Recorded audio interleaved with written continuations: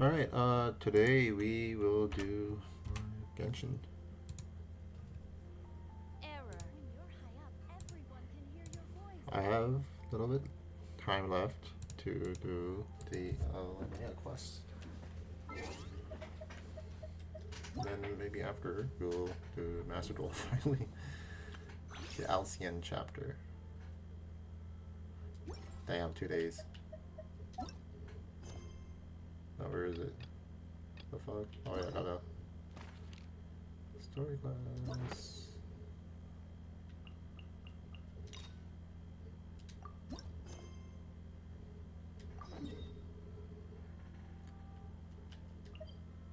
Fuck, why are we in Nakai?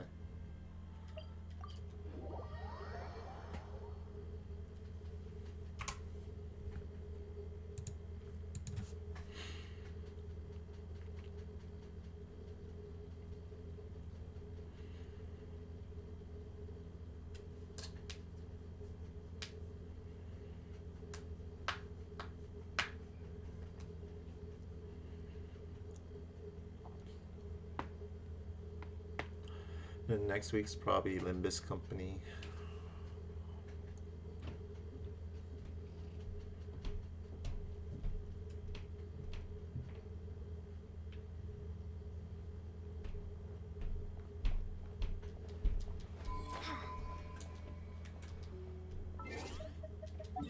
See, Chlorian's on the right.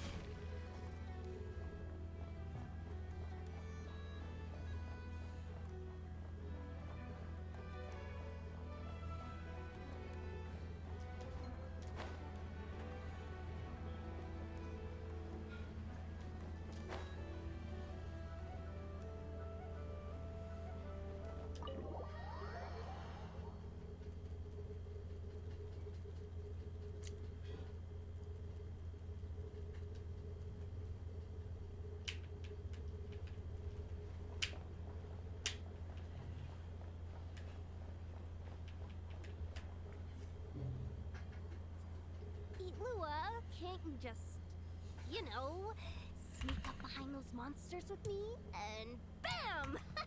Take them all down?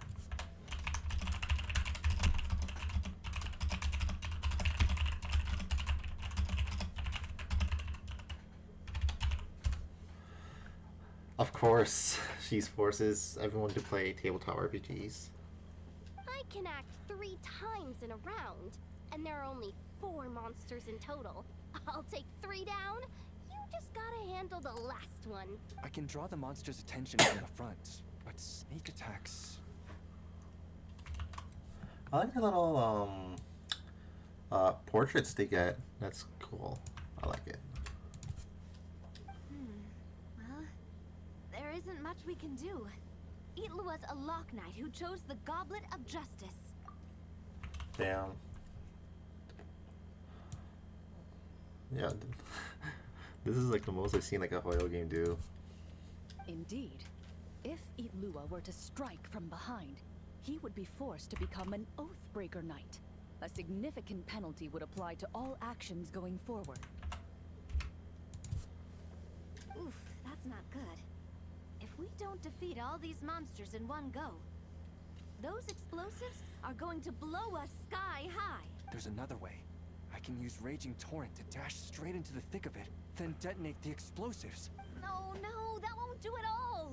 Your character would get wiped out that way.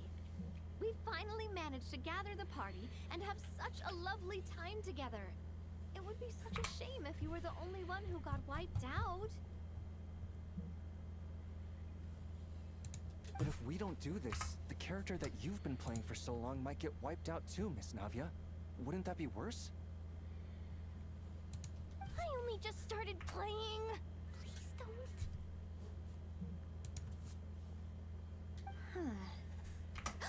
Wait, I've got another trick up my sleeve.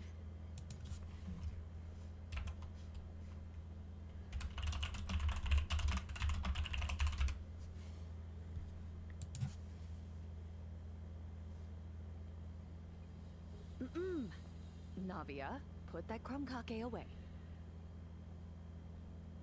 Uh-oh, that move was blocked too! Navia and Claran. These pieces on the table, and the stuff you were saying just now, you're playing.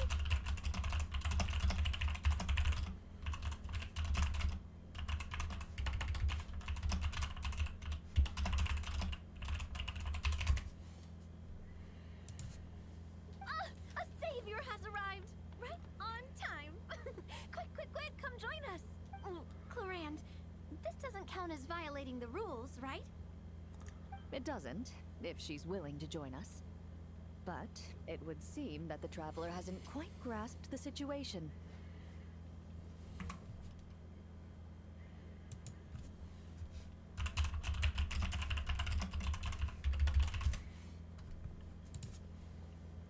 In short, we're playing a tabletop troop script. In it, everyone takes on the role of a character. For example, Navia is a Marashose hunter. Yehoda is a master of chi, and Itlua is a lock knight. Oh, don't fret. The rules are really simple. Just follow along and have fun. You'll catch on in no time. If we wait any longer, those explosives are gonna blast us all sky high! I'll join. Well then, due to various factors, I'll set the difficulty of this game to easy mode. Easy mode though. Only kids play on easy mode. Now then, choose the skill for the character you'll be playing. Let's be a chef. Very well. In that case, you want to learn the cooking skill, yes? Let me cook. Very well then. Let the game continue. Just when everyone was at their wits' end, a familiar voice rang out from behind them. Long time no see, everyone. Looks like you need my help.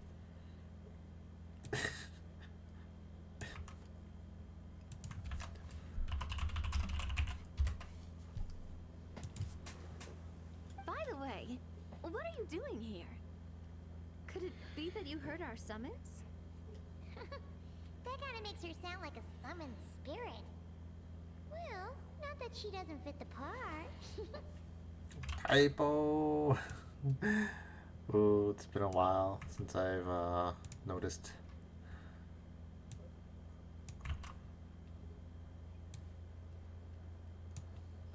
Typo.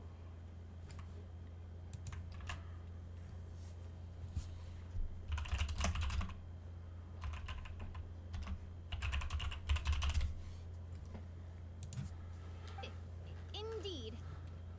You have called, and I must answer. Guess that means I was randomly dragged into this game. She's really good at getting into character, as always. Though the Marashose hunters had much they wished to share with one another, at this moment, the joy of reunion must yield to the crisis at hand. Now then, the combat round continues. You have the first turn. Also, since we have a new member joining us, I'll be adding some dark cards to boost the enemy's various abilities. The Traveler isn't a sudden addition. She's been traveling with us all along. We've just parted for a short while, that's all. Totally normal. I've already counted the dark cards. You should start discussing your tactics. You're so strict, Clarand. Anyway, let's stick to the original strategy. Now that we have the Traveler with us, we have enough people. Itlua and I will hold the line out front against the monster's assault. Yehoda, Traveler, you circle around the back and take them all down in one swoop. All right, leave it to me. We Masters of Chi get huge damage boosts when attacking from behind. But why are you a chef? How's a chef gonna perform a sneak attack? Oh my god, oh my god, oh my god. I gotta find this video.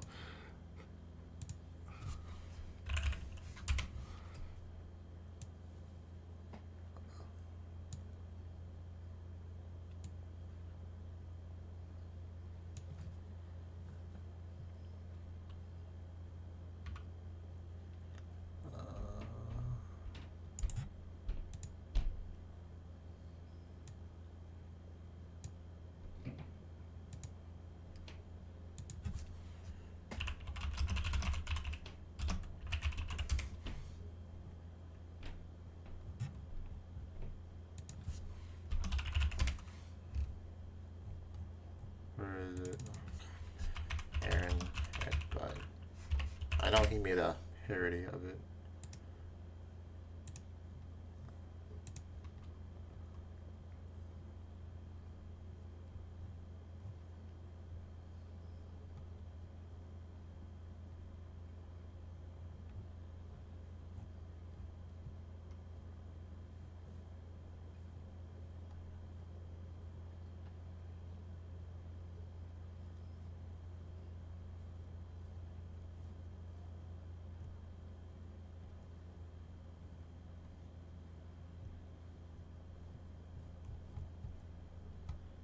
No, I can't find it.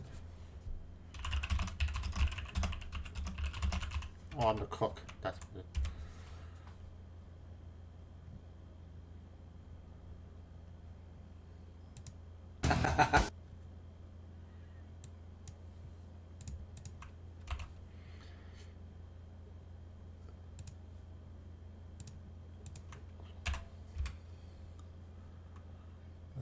And then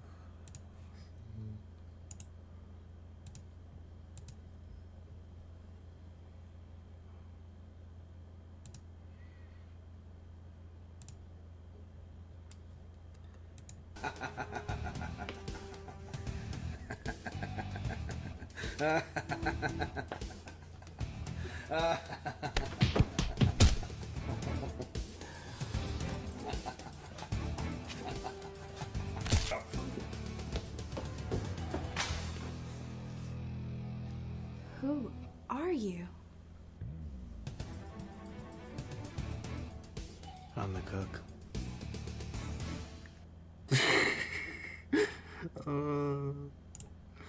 it's so stupid.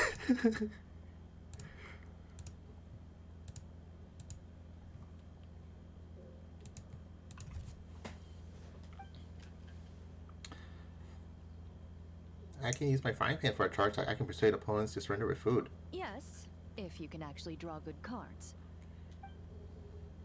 So that's how it is.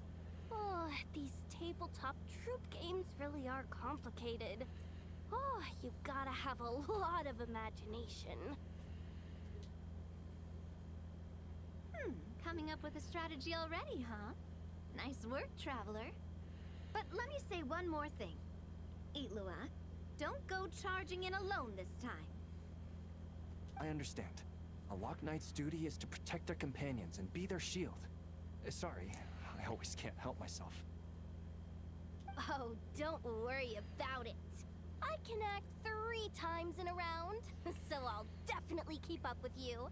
Just play however you want. All right, Itlua. We'll be counting on you.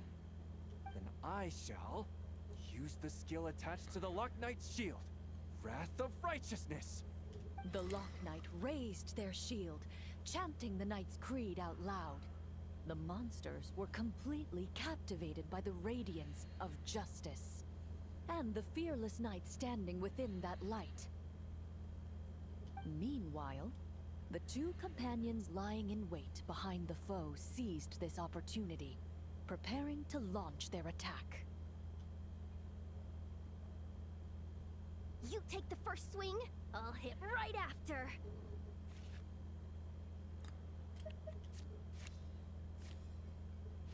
Well, that's pretty good. It's 20 is the highest. Start cooking.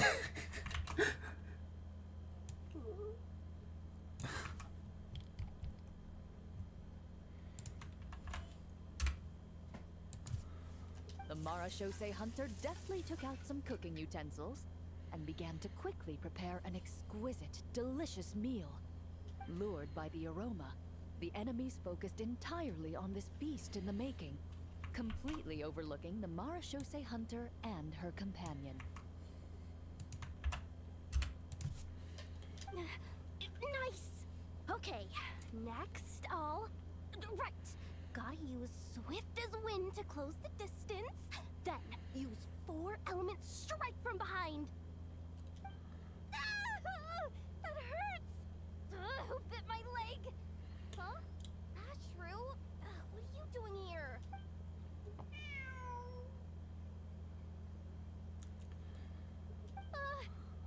Is it this late already? Oh no, oh no! Ugh, I completely forgot the task that Boss Neff asked me to handle. I'm sorry.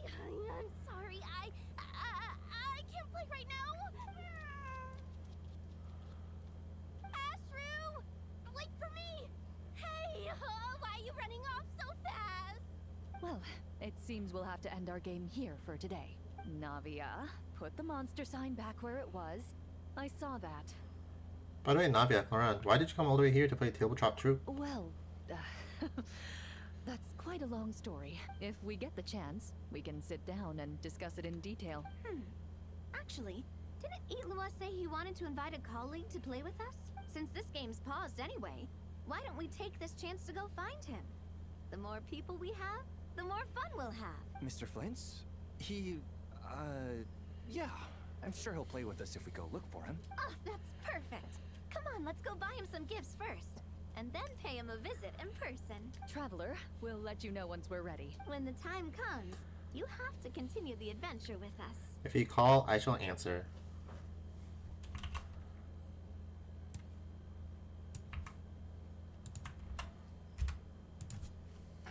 That's my trusty companion for you.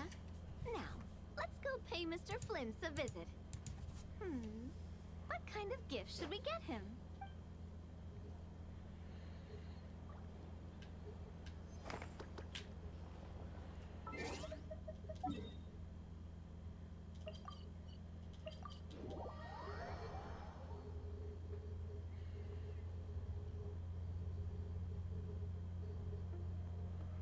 Ad Astra Abyssosque. How can the Adventurers Guild help you today? It's been a while since we last came to see you. Got any exciting commissions for us? Things have been rather quiet in Nodcry lately. The commissions currently on our books are all very routine. That being said, the Frostmoon Scions are preparing to host some sort of event. They've approached us with quite a number of requests for supplies. Apparently, it's going to be quite a large gathering. The Frostmoon Scions? Well, it can't be another Moon Prayer Night. Do they have some other big festival that Paimon doesn't know about?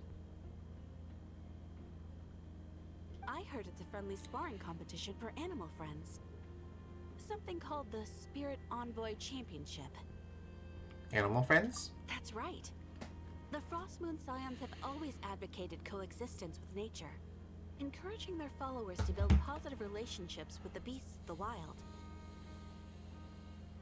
At the same time, to ensure their animal friends build the strength to withstand hardship and disasters, they put select animals with whom they share a special bond through a unique sort of training. The Spirit Envoy Championship is designed to find the strongest human-animal pair by means of friendly sparring. In previous years, the competition was restricted to the Frostmoon Scions only, but this year, participants from all over Teyvat are invited to join. I understand that the Frostmoon Scions have even prepared a generous prize for the winner. Ooh, does that mean we can join too? Can I sign Paimon up? Yes, let me do that.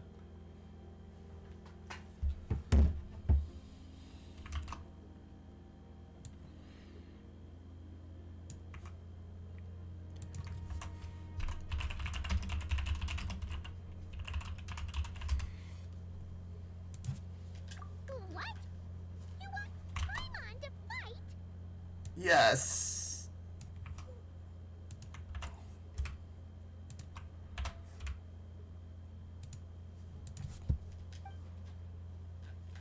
While you two certainly share a remarkably deep bond, I believe that would be against the rules. Apparently, in a previous competition, someone entered an extremely rare and powerful partner. After this, the rules were clarified to state that only common animal species and their variants can compete. I guess that rules out Paimon.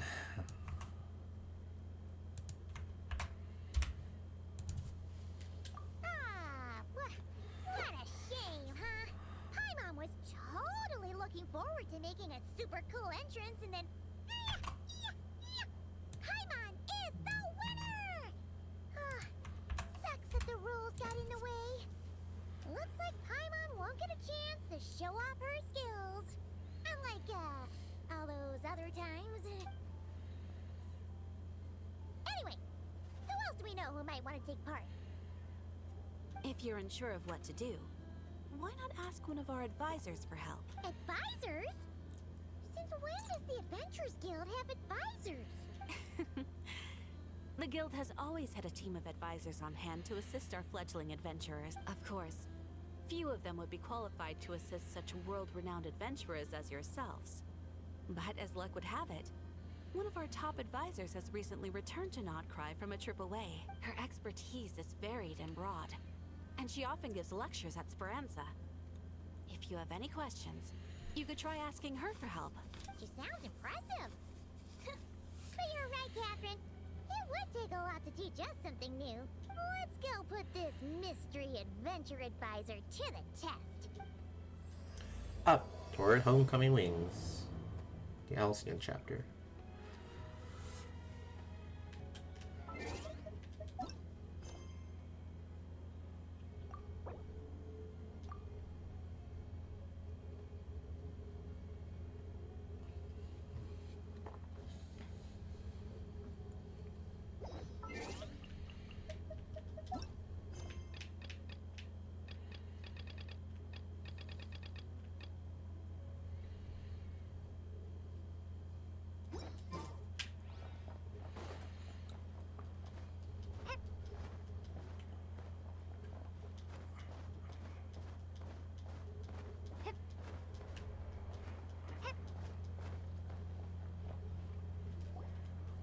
Alright then.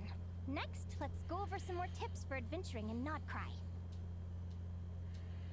If you found yourself getting hungry in the wild, what are some things you could eat? That's easy. Lacca berries, midsummer berries. There's loads of options. Correct! 10 points to you! Oh. That must be who Catherine was talking about. She looks pretty young for an advisor, though. How knowledgeable can she really be? But there are plenty of places where berries don't grow, right? What should we be looking for in those places, Miss Linnea? Good question. I'm glad you asked. That's exactly what I wanted to talk about next. Does everyone recognize this mushroom? Based on the color... This is an edible one, right? Doesn't look poisonous to me. Wrong answer. Aw, I missed the fucking screen grab for that. Good thing I'm streaming this.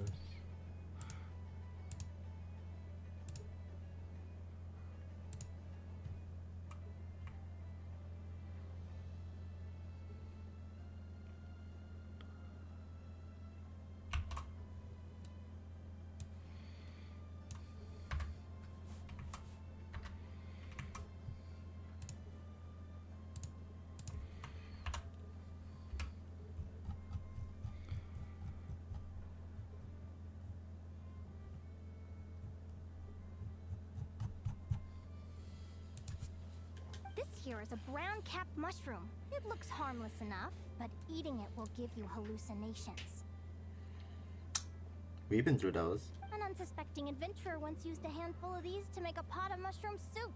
Next thing you know, he was trying to foxtrot with the wild hunt. Luckily, he was spotted by a fisherman passing by who managed to save his life. But it was a close call. That sounds so dangerous. You bet! Adventuring in the wild is no joke. All right, on to the next. Does anyone recognize this plant? Can you tell me if it's edible? Isn't that a winter ice-lee leaf? They say that the King of Winter Isley and the King of Midsummer Oak are sworn enemies. If midsummer berries are sweet and delicious, I guess winter Isley leaves must be horribly bitter. Paimon knows the answer to this one. Winter Isley leaves might not taste good in food, but you can brew a nice tea with them. Huh. Wow, impressive knowledge, Paimon. Where did you learn that? At the flagship. Once when Paimon was eating some yummy food there, Dimyon mentioned that one of the drinks in their roulette special has winter Isley in it. Who are... it looks like we have an expert attending our Q&A session today. Well, I hope you're ready for the next question. Oh, bring it on! Oh my god.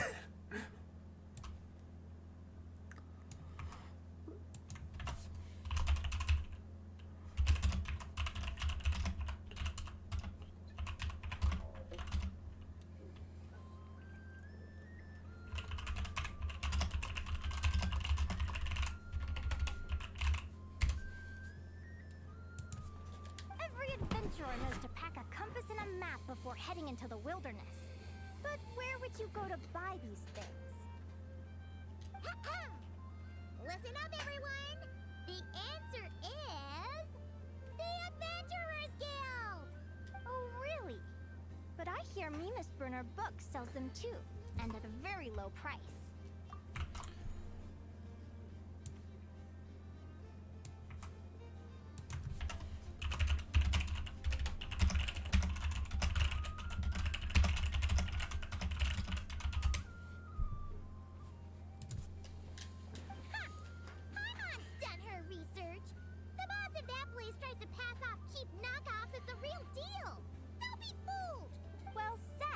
But even with a high-quality map and compass, the wild can still be a dangerous place. What should you do if you're being chased by a monster you can't fight off? Seek help from the Ratniki on patrol. Correct!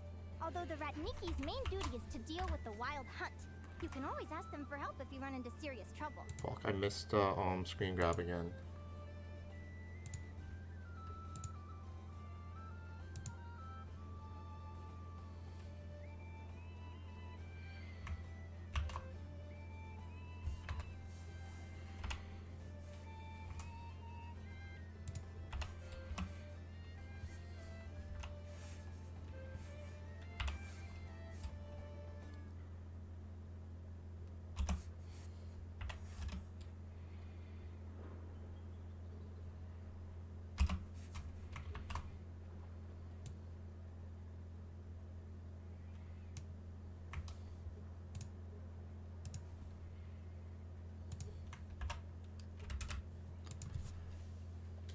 On the subject, some adventurers have found they can use the territorial nature of radiant beasts to their advantage.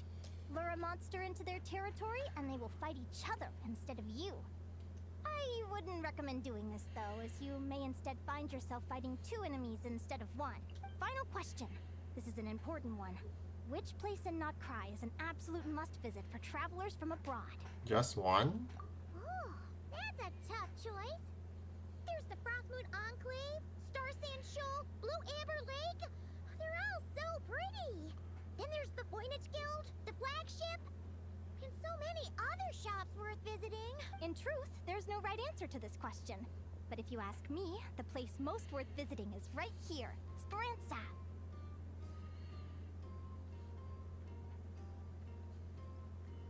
Why? Simple. This was once my home.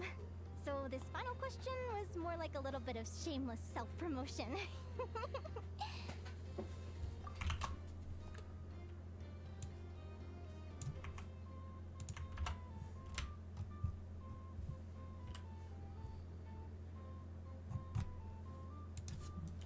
You can get delicious Notcry hot dogs and Lackaberry Madams. And if you're not too hungry, just order a slice of Midsummer Tort. And listen to the entertaining rumors the children like to tell. That's it for today's lecture. Tomorrow, I'll be heading to the Frostmoon Enclave to take part in a competition. If you have any questions, you can ask at the Adventurers Guild, where the other advisors will be happy to help.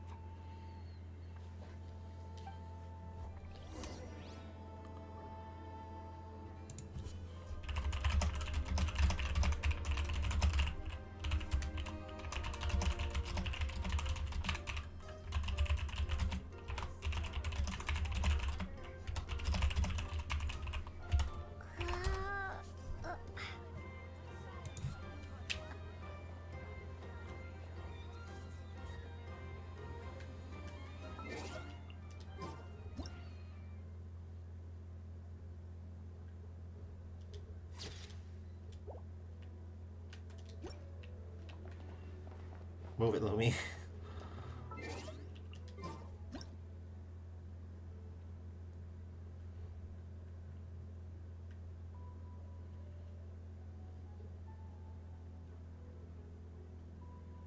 Ah, I can almost get the boat.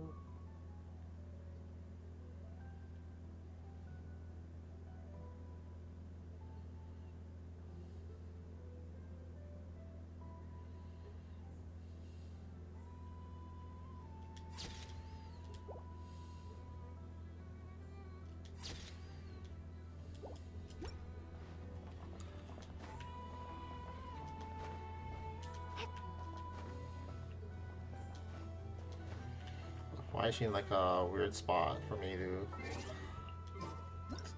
take these creep shots with?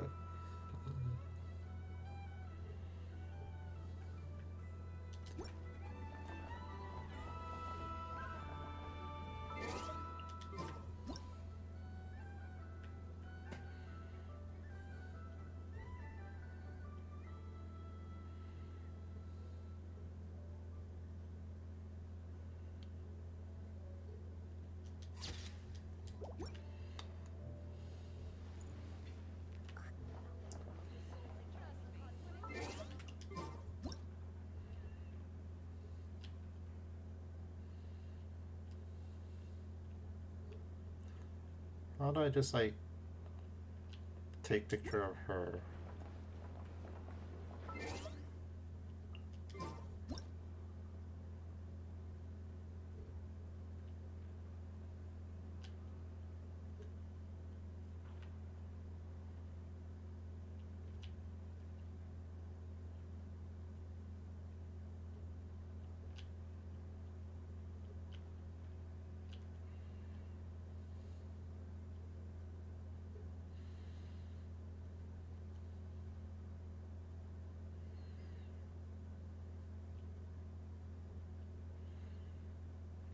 She's doing the stupid fucking pose.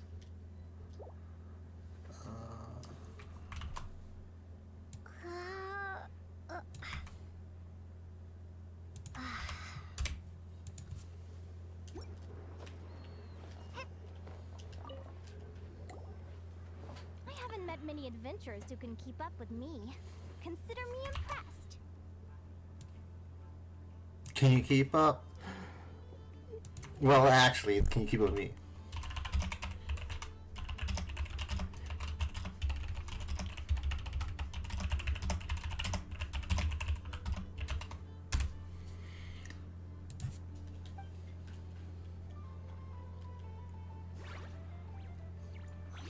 Likewise.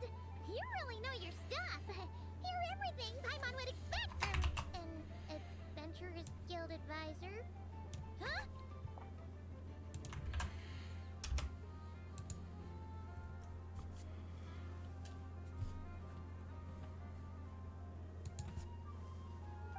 What's the deal? Don't get so close! Traveler, there's something wrong with her! Actually, I was going to ask. Her little friend is so clever and cute. I love how she flies around, too. Can I pet her? Whoa! Stand back!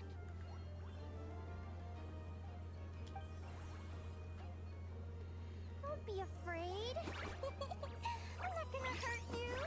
Come on, come here. I'll protect you, Paimon.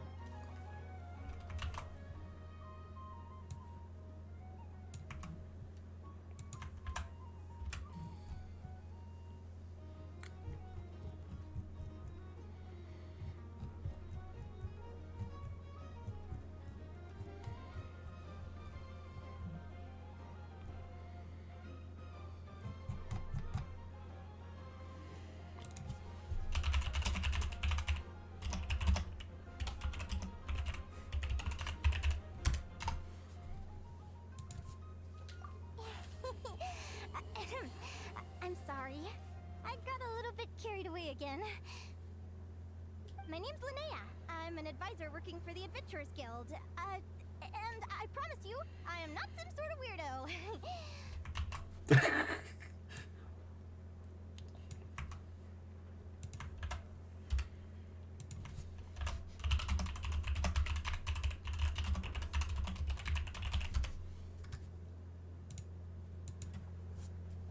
Let me make it up to you.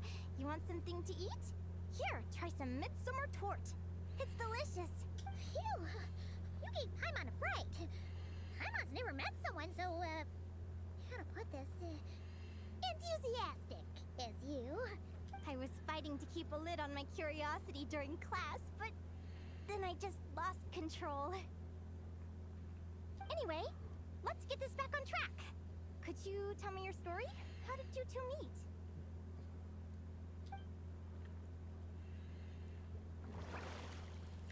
You tell Linnea about how you and Paimon met. How many times are we gonna see this fucking like shot?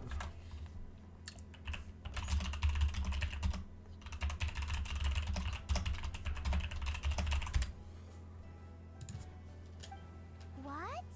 You fished this little cutie out of the sea? Can you tell me where? A visit to that beach is going right to the top of my bucket list. You'd be wasting your time. Paimon is one of a kind. You could sit on that beach for 100 years, but you'd still come away empty-handed.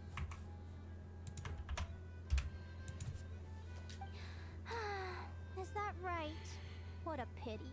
Anyway, you said you're going to the Frostmoon Enclave for a competition? Oh, right!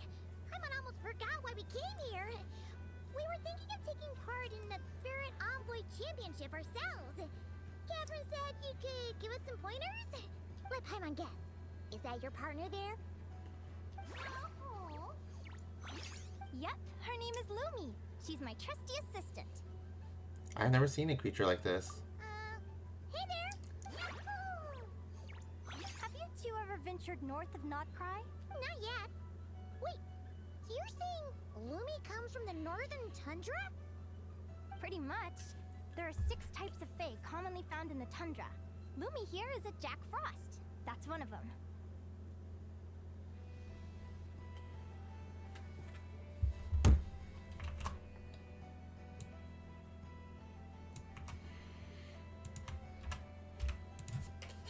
Jack Frost?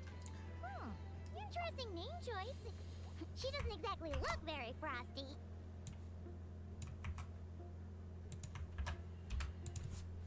An excellent observation. In fact, Lumi is no ordinary Jack Frost. She's a special one. The first time I met her, she was wearing this weird cardboard outfit with ugly splotches of paint on it. As if she was trying to disguise herself as a regular Jack Frost.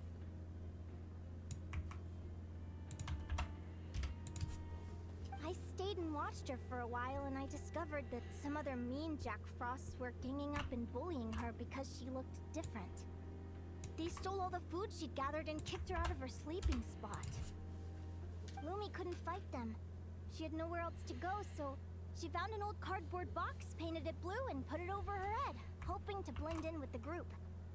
Sag.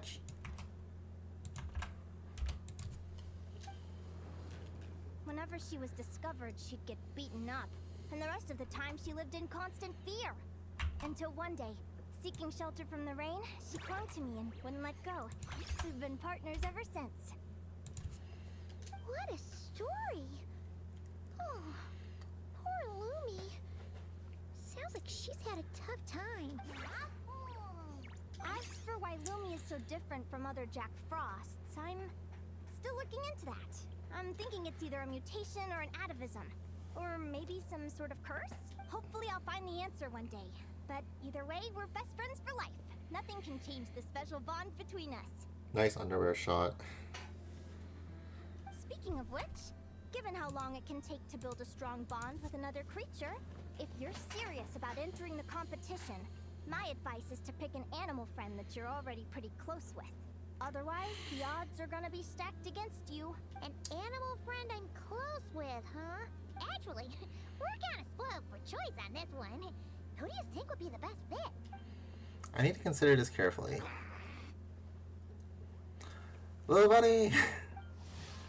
Agara, for a long time, it slumbered and that could not be broken. Then you and your Saurian companion discovered it in the ancient ruins and called it to. So the dragonling hatched from its shell. I have not done this quest.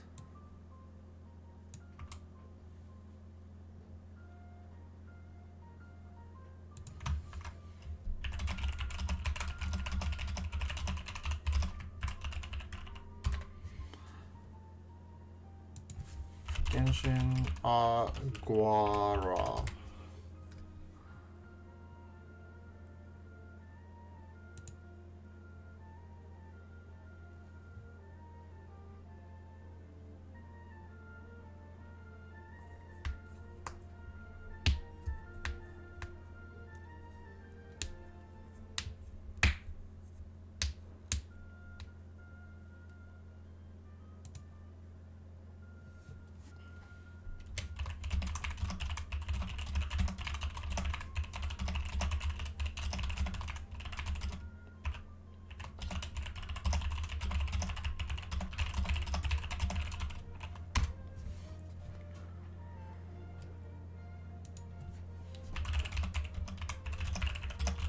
Let me see.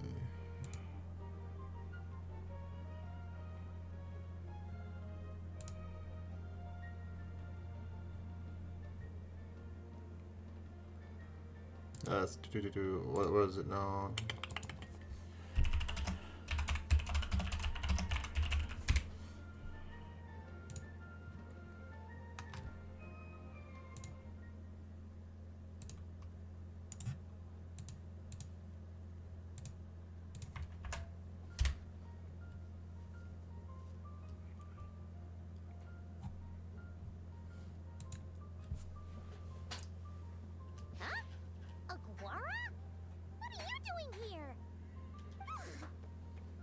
Are you saying you want to join the competition?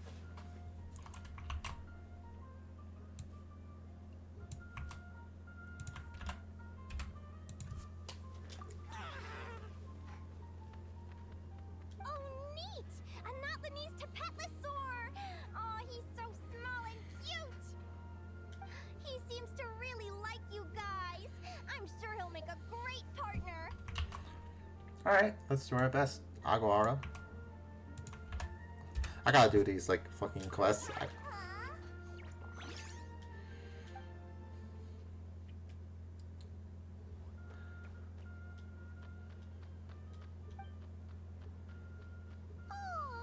look at them! Fast friends! Play nice, you two! They both seem pretty sociable. No wonder they get along so well. Well then, there's no time to lose. Let's go get you signed up.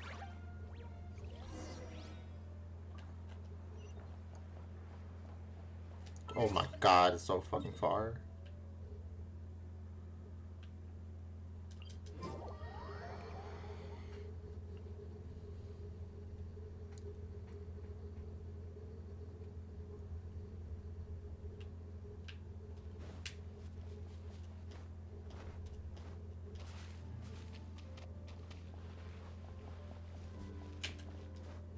Oh my god, it's Mualani.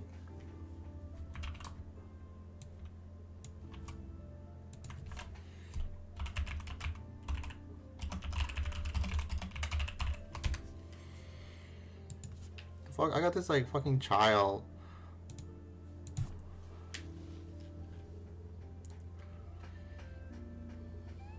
Whoa!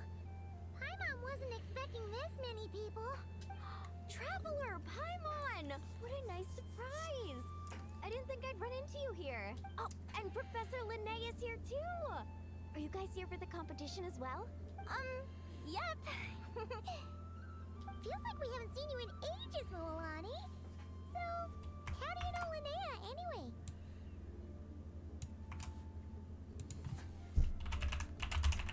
It was not that long ago.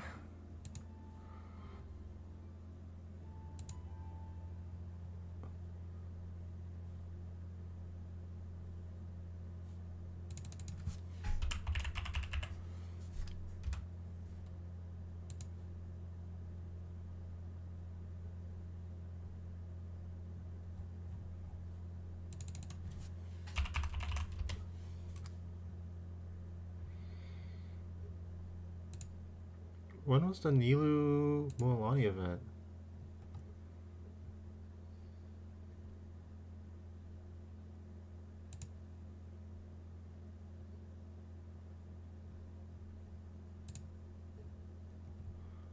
You know what? Maybe it was fucking that long ago. I could have sworn Nilu Mualani dancing. That was not that long ago. Maybe it was. Through her work with the Adventurers Guild. She was in Natland not long ago. She knows so much that we took to calling her Professor. Speaking of which, you never answered my question. If a Kaholosaurus and a Kukasaurus got together, would their babies be able to fly in the sky and dive underwater? Cause that would make a pretty awesome Saurian companion.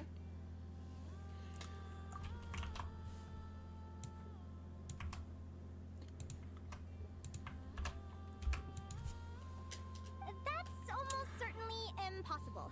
They're completely different species. Ah, well, that's too bad. Hear that, Mamala? Guess I can't do any matchmaking for you in the Flower Feather clan after all. So, you have a thing for cuckoosaurs?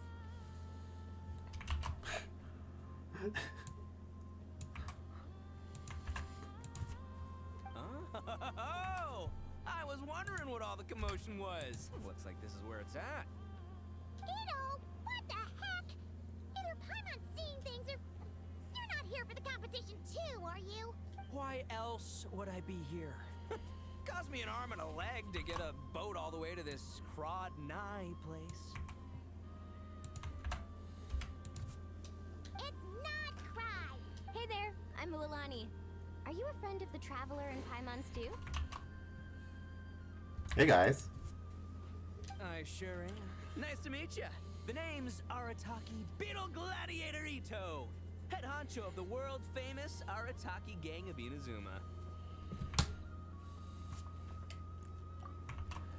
Dude, he's fighting with his fucking beetle. I mean, that beetle got hands. Or horns.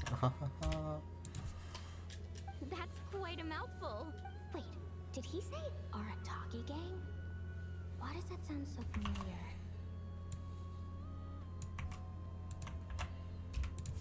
Just call him Arataki Ito. This guy's a bona fide buffoon. Hey, who you calling a buffoon, you flying lavender melon? Flying lavender melon.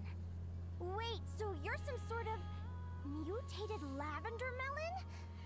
You don't look like a melon. Paimon's not a mutated melon, or any kind of melon. How could a melon be this cute? Cleito, are you here on your own? Where's the rest of your gang? Yeah, about that. Well, unfortunately, the gang only had the funds to send their main man this time, but don't sweat it. Once I snag that championship title, I'll use the prize money to bring Shinobu and the boys over to join the party. Shinobu. Oh, I remember now. Kuki Shinobu, right? She's mentioned the Arataki gang before. Huh? No way! You've met my deputy? She stopped by the Flower Feather clan recently to take the flying trial. Chaska said she was a natural. Damn, she can fly now?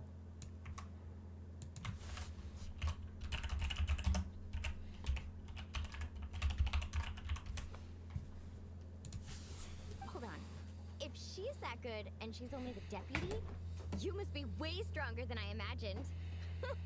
Look sharp, Mamala. We're in for a tough competition. That's right! Bring it on! I'm looking forward to seeing who I'll be facing in the finals. Word is that the early birds get the best draws. You snooze, you lose. Laters, compadres! Wait, is he serious? Mamala, we'd better hurry. No, that's complete nonsense! Shall we? Hey, Traveler, have you noticed? There's loads of other people we know here, too! Why don't we go say hi before we register? I got here first! No way! My Sharky surfboard clearly beat you to it. Well, I'll see you in the arena. Just don't go crying like a baby when you lose. Did you hear that, Mamala? Show them no mercy!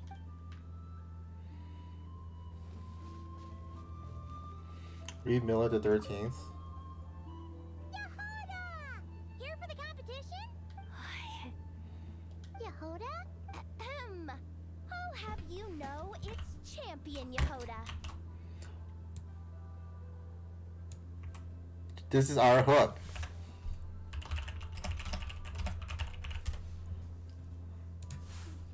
Don't you know? This isn't my first Spirit Envoy Championship. Uh-huh. I took part in the last one. And not just that, I only went and won the entire competition. It was very heroic. Although, there were nowhere near as many contestants then. Why did so many people have to show up this time? How am I gonna keep my title now? Sag. Whoa! That's amazing! We'll definitely have to learn a thing or two from you. Yeah.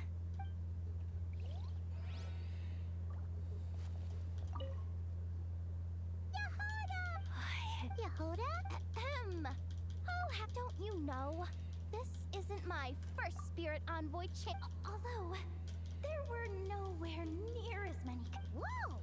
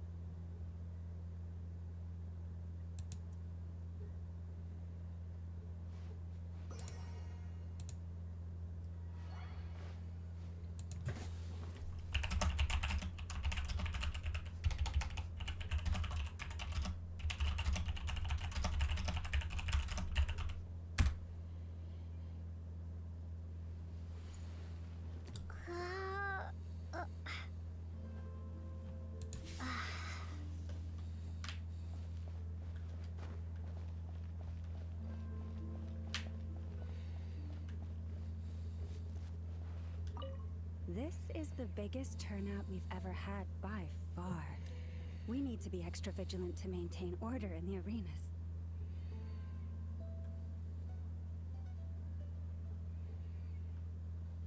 I've made all the necessary arrangements. I'm feeling more nervous than I expected. Don't worry. You'll be fine once you get into the swing of it. Thank you all for your support. Be sure to let me know at once if any issues arise.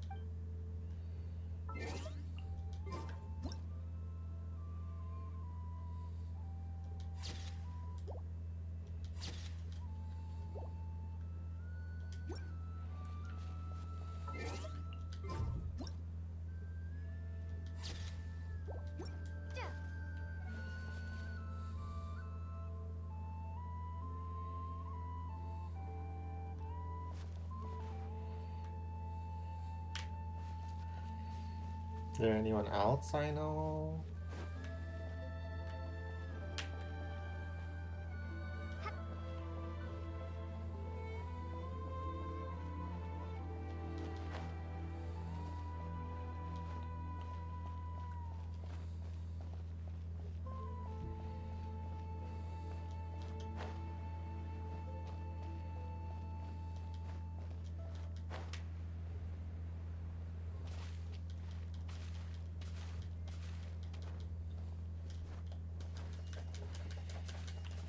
Try to do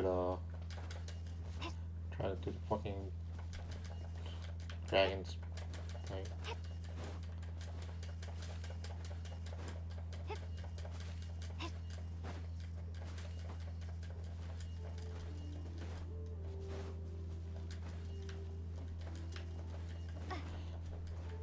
I'm pretty sure I can do it with taller characters.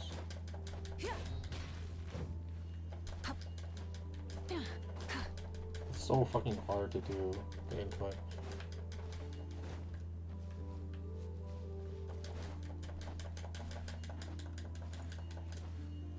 Whatever.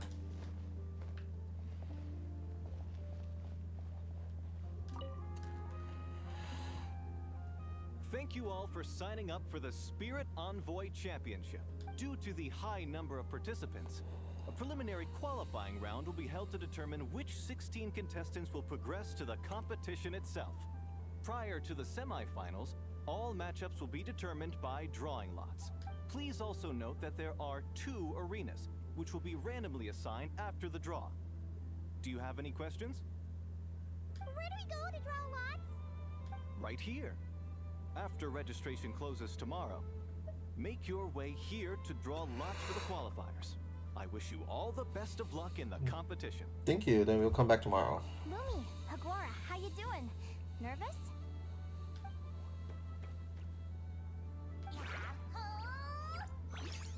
Great, that's the spirit.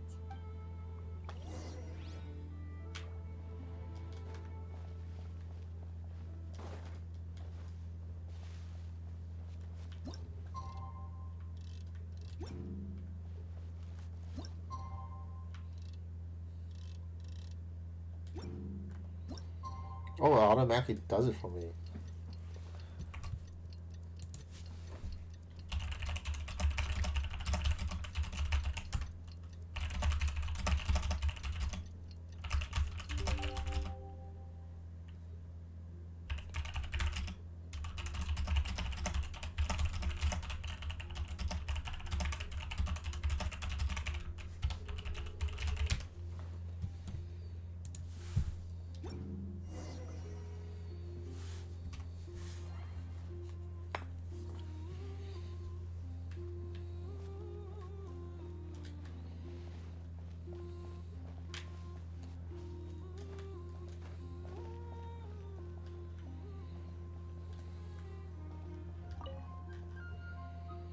you think our first opponent is gonna be? Oh, I'm in hopes they aren't too strong. Aguara might need some time to ease into it.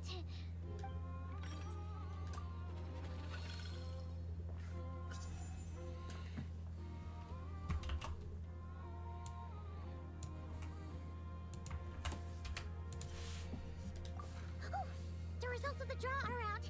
Oh, let's take a look. Your opponent is Arataki numero uno Ito. Ah, we literally just managed to get rid of him, and now you have to face him in the arena?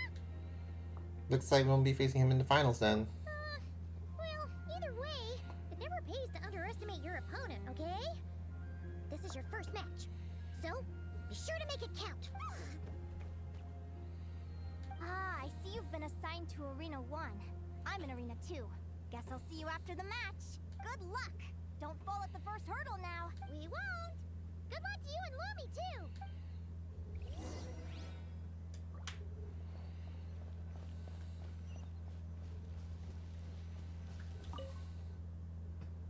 Welcome, spectators. I'm your host, Jaswava. The qualifiers are about to begin. I trust everyone has found their groupings. Dude, I can't. These fucking Scandinavian names, I can't say them. The contestants for this match are the Traveler and her partner Aguara versus Arataki numero uno Ito and his partner Crimson Staff.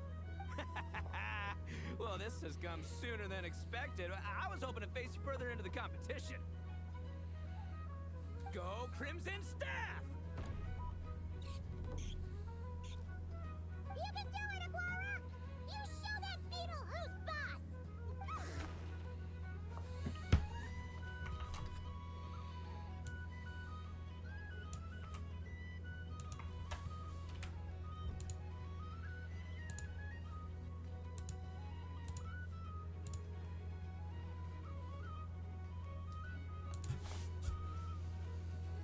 Great energy from both contestants.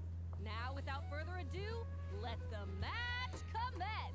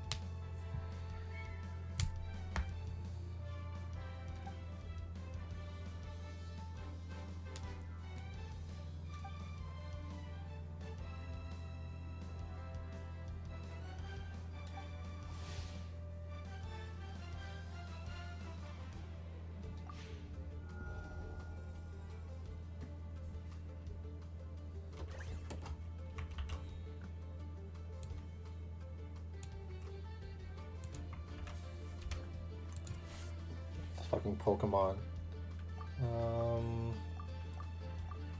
Let's do defensive counterattack.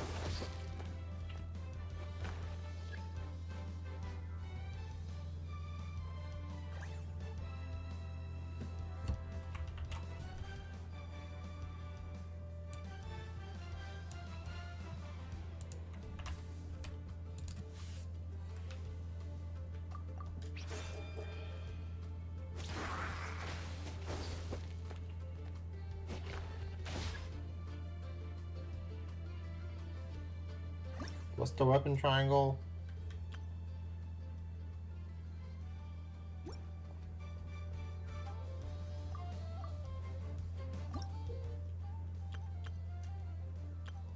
Purple beats parry. Okay.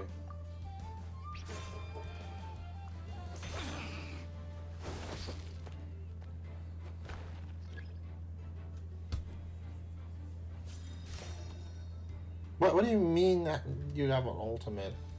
Woo-hoo-hoo-hoo! You got some moves. I'll give you that. But it's gonna take more than that to defeat the Ito.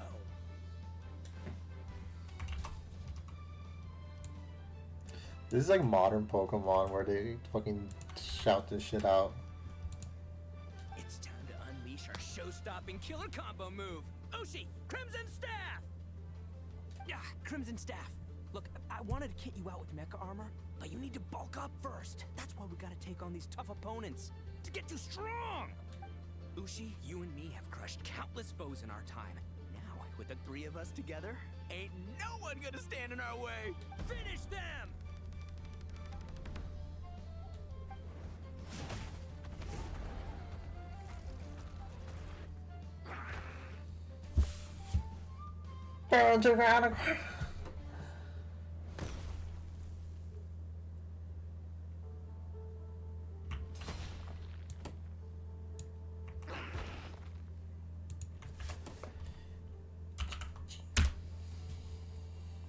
Oh my god. How?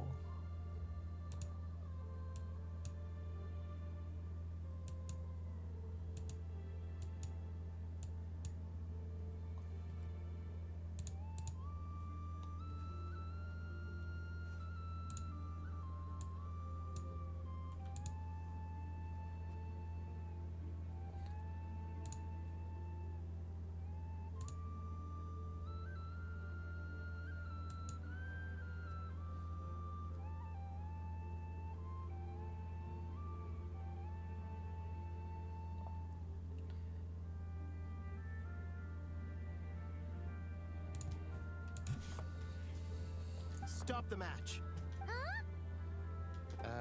The bull. Ushi, was it? Yeah? Is there a problem? Arataki Ito is disqualified for fielding an additional animal companion. The Traveler and Aguara are the winners. Huh? It's one animal per contestant. That's the rule. Let this be a warning to everyone. But me, Crimson Staff, and Ushi are one. We should only count as one contestant. Hey! What? Oh, come on!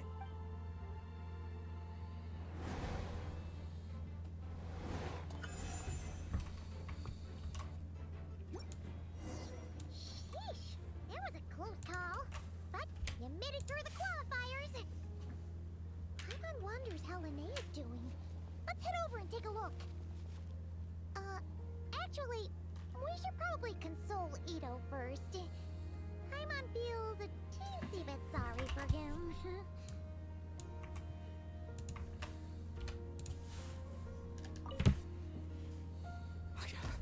I can't believe it. My glorious journey ended at the first step.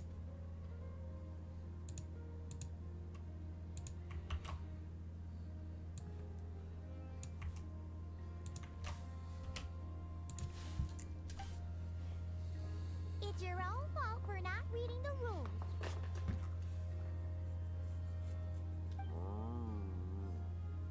Ushi, Crimson Staff, are you guys trying to cheer me up? Well, don't you worry. We'll come back stronger than ever next time. And I'll lead us to a glorious victory, fair and square! Anyway, seeing as we came all this way, I think a little sightseeing is in order. Huh? Let's go get ourselves a taste of Crod Cry culture! Seriously? Again, it's not cry! Do you actually have any more left? Well... Hey, the Lavender Melon, I've got a little, proposition for you. No way! If you want Mora, go earn it like everyone else! Good luck. Fine. Don't let me anything then. Watch me. I'll figure something out. This is a small pond, and Arataki Ito is the biggest fish around.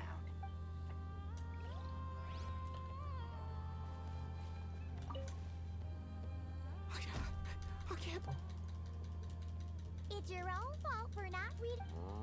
Who's she? Crimson Staff. Anyway, seeing. Seriously? Again? Hey, the lavender melon. I've got a little, No way! If you... Fine. Don't let.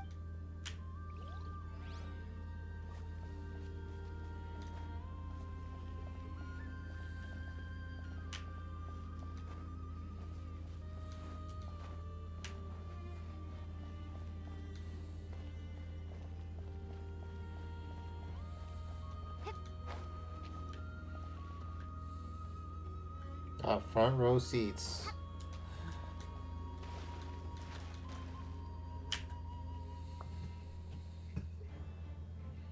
Dodge left, Lumi! Yeah? How did you know I was gonna... Now counterattack! Pummel it!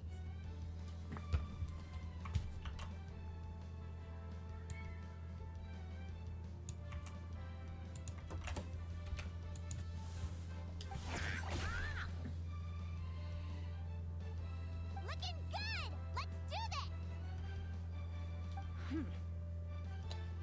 Ignorance really is bliss, isn't it, Linnea? But it won't last forever. Why is she staring at Linnea? Do they know each other? And it's all over. We have a winner. Congratulations to Linnea and Lumi. You're through to the next round. I can't believe it. My torso. Good job, Lumi. Oh. Traveler, Paimon, how did your match go? We won too! You and Lumi were really in sync. Thanks, that means a lot. Yeah, I think we performed pretty well out there. Not just Lumi, I was really in the zone today. I don't know how to explain it, but sometimes it feels like I can predict my opponent's next move. I know exactly what to do before I've even had the time to think.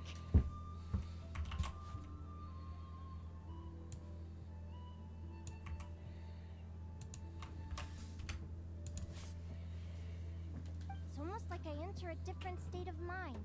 It comes and goes, but it started after I met Lumi in the tundra. Anyway, congrats to both of us on getting through the qualifiers! Those wings move.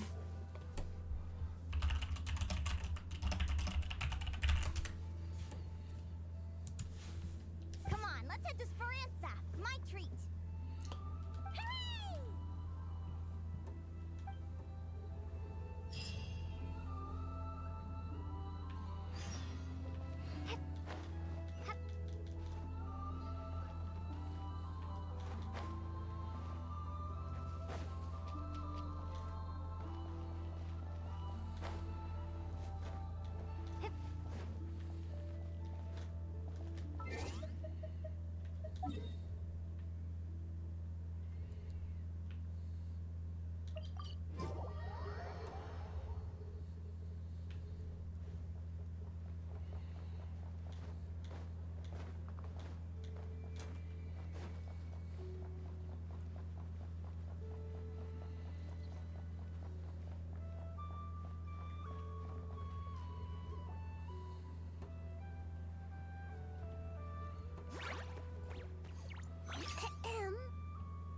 May I take your order? Turns out I'm treating a friend today, so I'd like to order the finest dish in the house. Oh, I take it you're referring to our secret menu? That's right. Tell the chef to sharpen his knife. I'm expecting surgical precision. Is that a reference to something? Yeah. The Hidden Hero. It's a novel my best friend Helka sent from Liyue. There's the chef, and he fights the bad guys with the kitchen knife. It's really cool. It's her favorite part of the book. She's always nagging Linnea to act it out with her. Psst. Linnea! Do you think Chef Yerba could be a hero in disguise too? He does chop vegetables super fast. Oh, I think it's definitely possible. Not a chance, I'm afraid. Evening, everyone. What can I get you? Why don't you choose for us? I'm treating a friend today. We're celebrating our success in the qualifiers. Sure thing. I'll rustle up a few of my specialties then. Won't be long. Hello?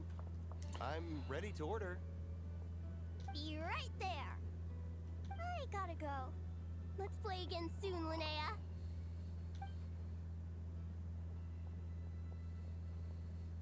You seem to get along really well with everyone here. Oh, that's right! Didn't you say that this used to be your home?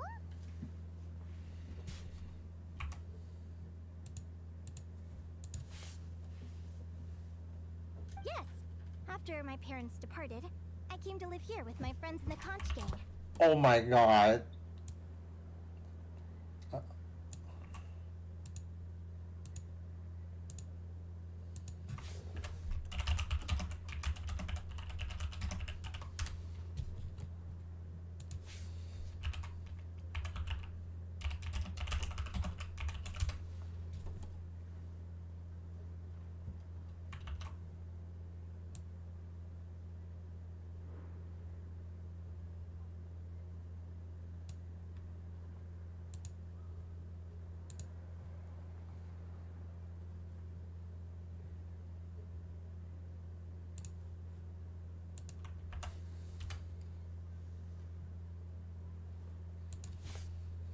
Departed? I'm so sorry. I didn't mean like that. They're still alive and well. They just don't live around here anymore.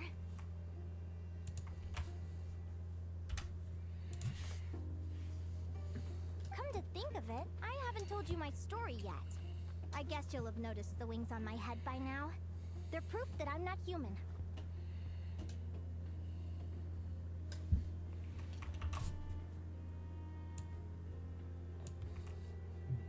Really? I can't even tell who's not who is. I'm on notice, those. Are you comfortable telling us some more? Sure. Well, it's a story that starts a long, long time ago. When I was just a kid, my wings were barely noticeable. They looked just like two little cowlicks. No one suspected there was anything unusual about me at first. Not even Mom and Dad. They were too busy to notice, but I always had this strange feeling I couldn't explain. Like I knew that all these little ways I was different from my friends couldn't just be a coincidence. Then, I was a little bit older, I read this story in a book of folktales. It was about changelings. Changelings? What are those? The Fae. The story goes that some of the Snowland Fae will secretly switch their own child with a human baby, leaving their offspring to be raised by humans, while taking the human child for themselves. Why would they do that? I know, right? The way the stories are written, it sounds like something parents make up to scare naughty kids. If you don't behave, the Fae will take you away and leave a better behaved child in your place. It's the sort of thing that starts as a warning and evolves into folklore over time. So, obviously I didn't take it seriously at first. But then as I grew older, I started exhibiting more and more Fae-like traits. I mean, just look at the crystals on my skin. No humans have those. It's a dead giveaway. So, you're really a changeling, huh? Did you tell your mom and dad? Bear with me, I'm getting to that. At first, I wanted to hide it from them. But eventually, I plucked up the courage to tell them. I figured, even when we're scared and uncertain, it's important to face the truth head on. They were stunned, of course. It took them a while to accept it, but after the truth had sunk in, Dad sat me down and told me they'd decided to head north and look for their child that was taken.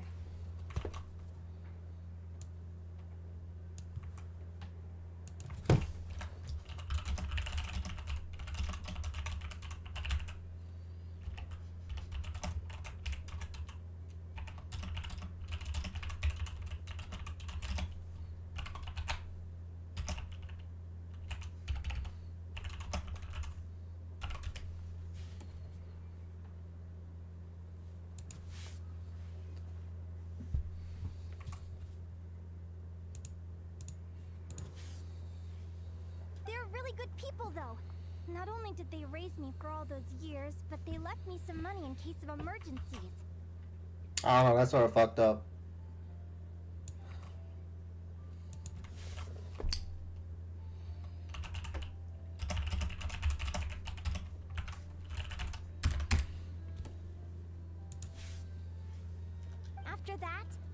grew up with my friends in the Conch gang.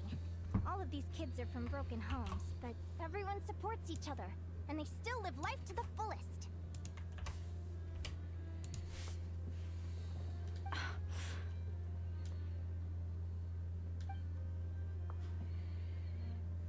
Food's ready! Talking about old times again? Yeah, it just sort of came up in conversation. Whoa, what's all this? You've cooked up a real feast, Yerva. Well, you did say you were treating a friend. Besides, only the best for our old boss. Oh, boss? Linnea was your boss? So you're the head honcho of the Conch Gang? Please excuse my ignorance, Don Linnea.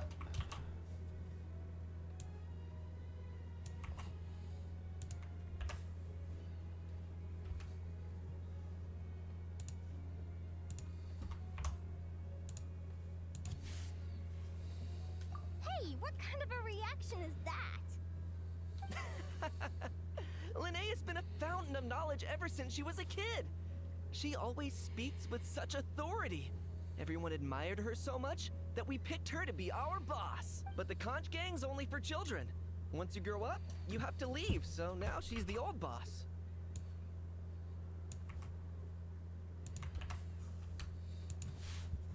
I've always found the logic behind that title to be a little flawed. I mean, what happens when the others grow up? Will I be the ex-old boss? Surely it won't be long before I'm the previous former ex-old boss. We'll all be long gone from the Conch Gang by that point. As far as we're concerned, there's only one person that we'll ever think of as our old boss, and that's you. Oh, that's really touching. Well, if it means that much, maybe you could leave a 2,000 more a tip? Much appreciated. Nico's birthday is coming up, so we're pooling our money to get him some new clothes. Sure thing. I'll go one better and give you 3,000. But just this once, all right? I have my own stuff to save for. Oh. What are you saving up for, Linnea? I have big plans. I want to buy a huge ship for scientific research, then take my friends on a voyage of discovery to explore all the mysteries of the world.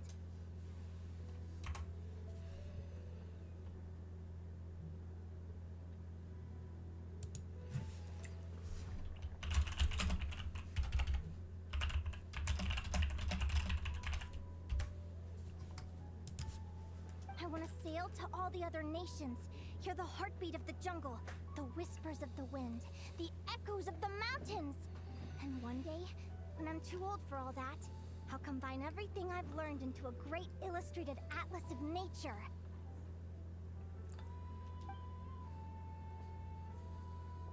Of course, there are other questions I hope to get answers to along the way.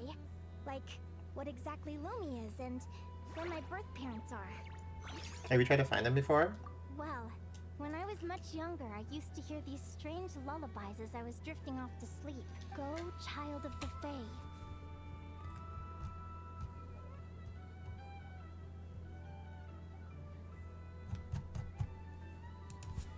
Make your way to the villages and towns and seek kinship with the humans. The world of the Fae is rife with a sorrow you do not understand. They were sung in the tongue of the Fae by kind, warm voices. I can't explain why, but somehow I knew that they didn't want me chasing after my origins. Still, I did visit the tundra once when I was a little older to see if I could find out anything about them. But just being there made me feel uncomfortable. Every instinct was telling me to leave.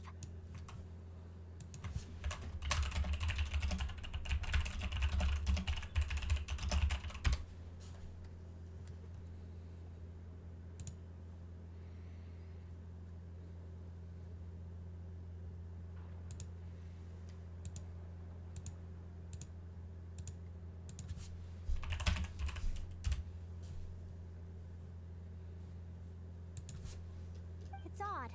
That place is supposed to be my home, but it feels like I'm unwelcome there. Could it simply be because I'm a bird fae, so I prefer a warmer climate? Oh, I think it's definitely possible. Something tells me there's gotta be more to it than that. The less I know about something, the more curious I am. One day, I'm gonna get to the bottom of it. But enough about that. We're supposed to be celebrating our victories! Cheers! Cheers. Cheers! Paimon can't wait to dig in!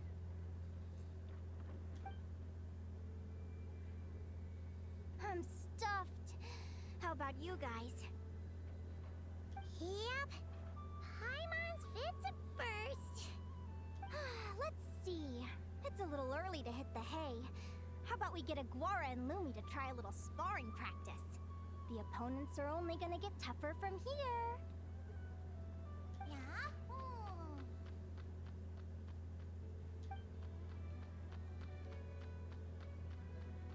They seem to like that idea. Then what are we waiting for? Let's go! Oh my god, I spent over an hour. I'm just dicking around, dude. They're very evenly matched. It's strange. When I was battling you, I couldn't seem to get into the zone. I had no way to predict your next move. Aguara has learned new skills through training with Lumi.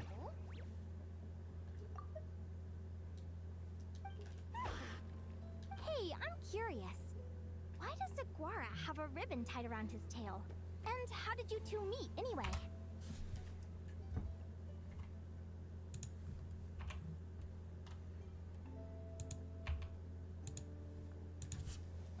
Now that's a long story. You really saw the events from Lost in the Woods and how you became friends with Aguara. Adventure! Someday, I want to go on an adventure of my own. Show Lumi every corner of the world. There's got to be countless stories out there waiting to be told. You're excited too, huh, Lumi? But most importantly, we have to figure out who you are and where you came from. Then we can track down others just like you. Maybe then you won't feel lonely anymore. Linnea. It's about time we all got some rest. Good training session, everyone. I'll see you at the arena tomorrow. Oh, we'll have to draw lots again, won't we? Hopefully we don't end up facing each other this early in the competition. Wait, no, forget I said it. I should go before I jinx it.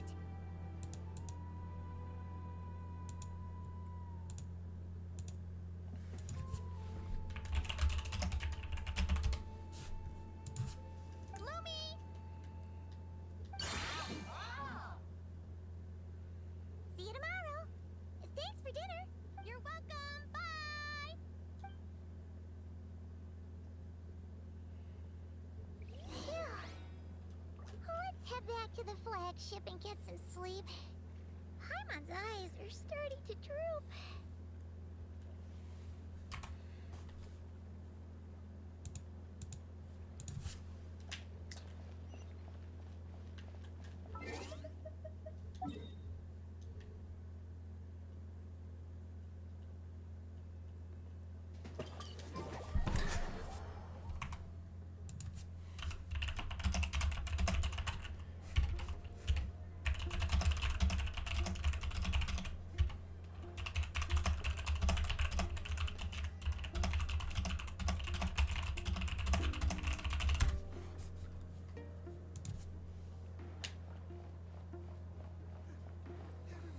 Tons of work.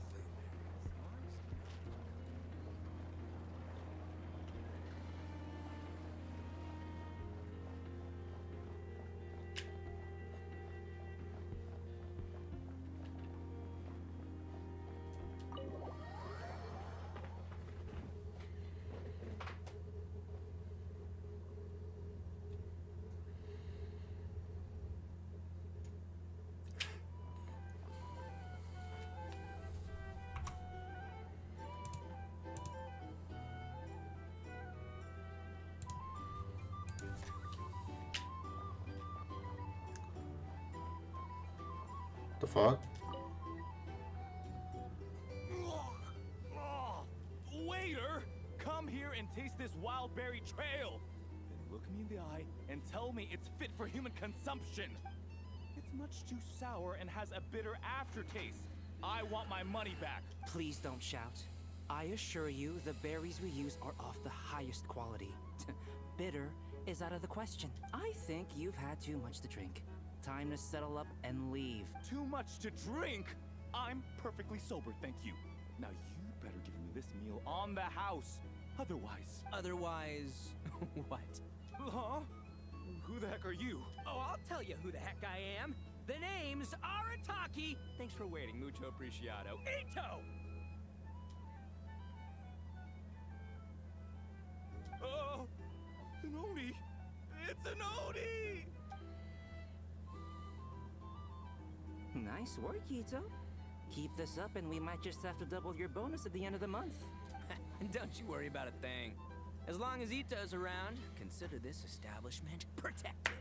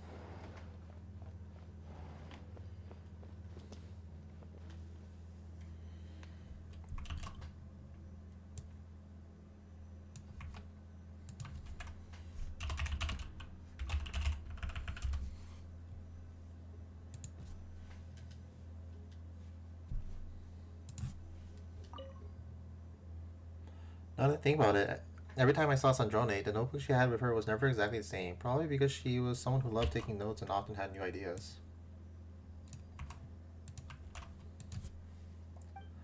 Though she is a machine to you and your companions, Sandrone is entirely human. Her joy, sorrows, and emotions are not much different from yours. The notebook that the knave hands you is somewhat aged, with creases at the corners, as if it had been accidentally folded and then carefully smoothed out by someone. Sandrone has a lot of stories about her recorded in it. You're not sure if the knave has read them.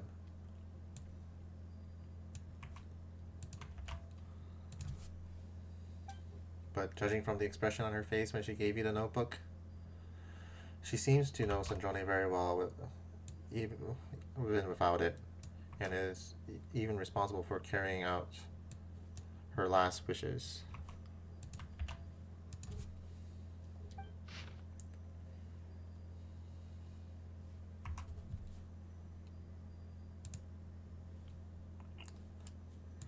Sunny, Alon has provided me with many notebooks. I often discard them after making a few markings. On those occasions, his expression was unreadable. Nevertheless, he supplies me with new ones. I do not understand his reasoning. I do not know why I discard them after making markings. I do not know why he permits this behavior. He states that my emotional module is optimal. I do not comprehend. This is a new notebook. I do not wish to discard it. I have learned to record. I am beginning to record.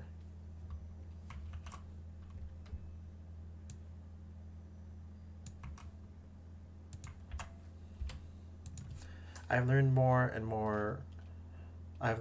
my manner of speech has become more elegant. Elegant is the new word I have learned. Alon has advised me not to push myself. I disagree. I have performed exceptionally well. We conversed this afternoon. I have drawn several conclusions. 1, Alon created me. 2, he modeled me after memories of his deceased sister, and now he feels guilt. 3, my learning ability exceeds his expectation. Alon Guillotin's younger sister was named Mary Ann Guillotin. She passed away long ago. Alon finalized my creation on his 65th birthday. He stated that I am a friend, a family member. He expressed happiness about gaining a companion. Alon has not defined our relationship. It is evident that I am not Marianne Guillotin. He concurred, noting that I am significantly different from his sister. He expressed a desire for me to act according to my own will. When I stated that I would no longer discard the notebooks, Alon's composure wavered briefly. He likely experienced an urge to weep, but ultimately suppressed it.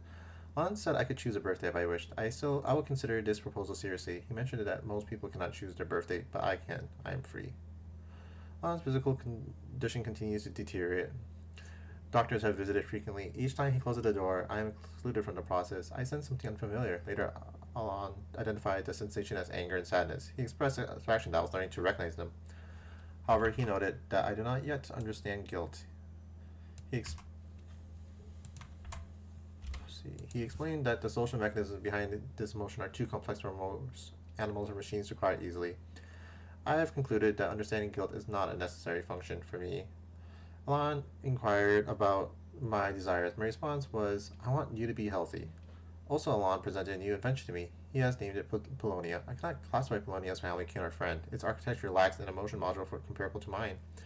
The reason for Alon's design choice to create it with different specifications is unclear to me. He asserted that both Polonia and I are unique and cannot be replicated. He clarified that I am myself, whereas Polonia is purely a mechanical construct.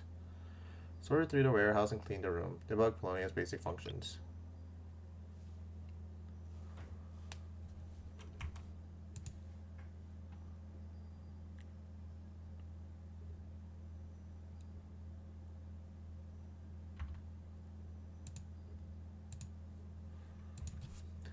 Alon has passed out. His condition is deteriorating. The doctor examined him with a grim expression. Alon's subordinate came to visit him, bringing a brand new tea set and some expensive tea leaves. Alon doesn't like to drink tea, nor is he used to using luxurious things, so the tea set's mine.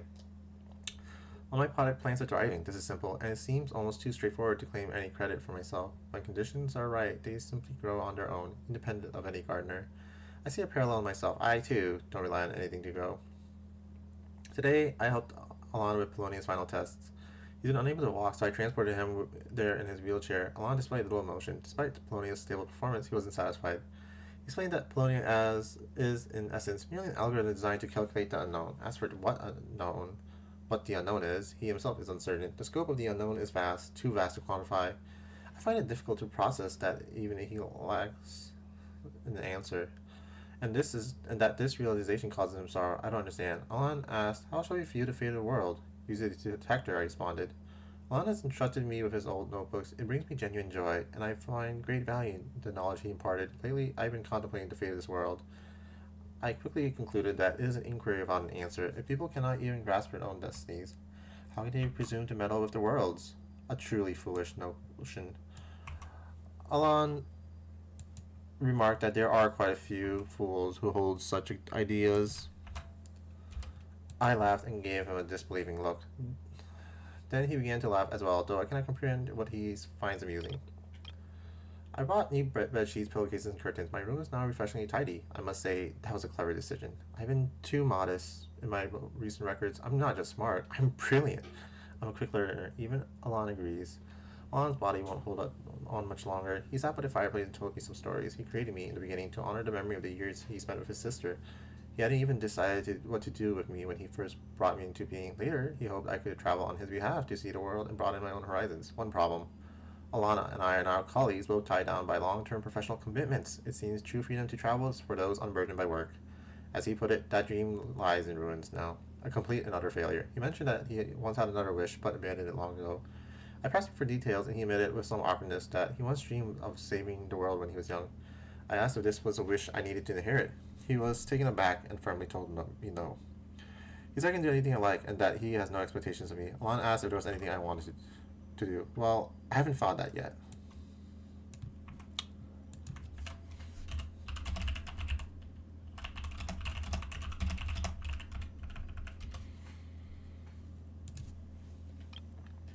Parents are responsible for bringing children into the world, and children are responsible for their future. This is a social rule. I believe the final unspoken tenet of this rule is that children are also responsible for their parents' final years. Alon's final years had reached their end. He left a will concerning his remaining possessions, a small sum of savings, Bologna, and some notebooks. He asked me to burn the notebooks after his death to avoid theft. Honestly, given the sheer volume, Bologna was probably the only one who could steal them. Bologna was Alon's final pursuit in life. It is pity he did not live to see it produce a definitive answer. He told me not to worry about it, and that I could leave Bologna to the Fontaine Research Institute. His only regret was that those people wouldn't know how to maintain it as well as I do. I disagree with this plan. Bologna will remain with me. However, I'm not sure what I should use it for.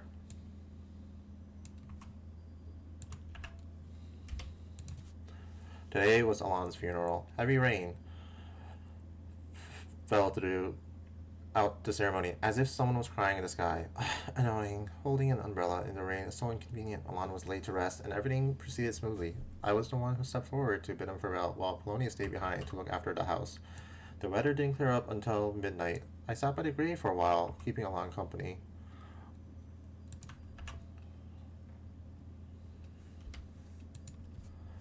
Let's see. With the moon in the sky keeping me company in turn, the night was very quiet. No more sounds of labored breathing. It feels as if the only companion I have left in the world is the moon.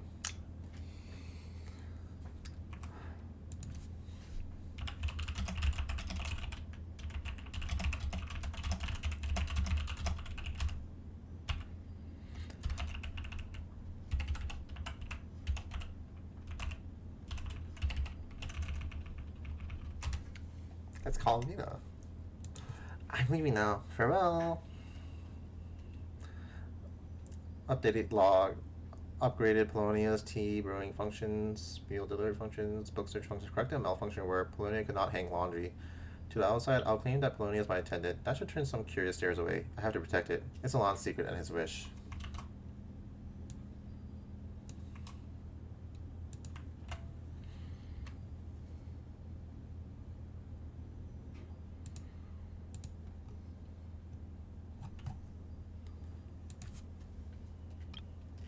Sentnaya is so cold, though it has nothing to do with me.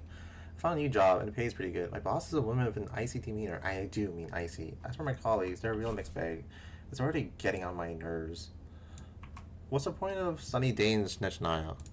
It snows just as heavily. My colleagues are so annoying. I haven't journaled for a good while. It just slipped my mind. Nothing felt particularly worth recording, and since it's something I don't feel like doing, I might as well pause it for now.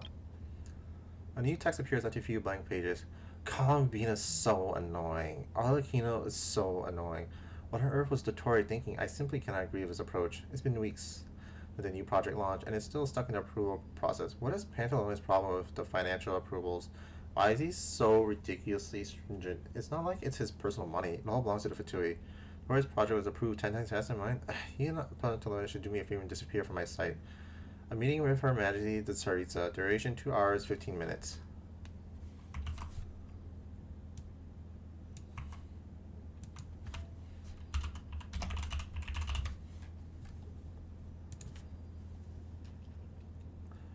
Rosalind brought me a new tea set, claiming it was from Mondstadt, and a bottle of wine. That's odd. Didn't she say she couldn't be bothered to go to Mondstadt? Attended Piero's lecture. Not bad. The content's pretty good. Pulcinella's lectures tomorrow. A meeting Capitano, Arlecchino, and Rosalind. Duration 40 minutes. So the tea set was purchased by mail. Well, that explains everything. Rosalind's new high heels are so loud. They're noisy, but I do like the gifts she gave me. So I suppose I can cut her some slack. Columbina's preference for tea is quite extraordinary. Not as refined as Arlecchino's. Perhaps that's just like her. Do special people like ordinary tea and ordinary people special tea? Hello, I'm doing the Linnea quest and I found Sandrone's notebook, so so just reading through that. It's been 2 weeks. Farina's the best character in the game.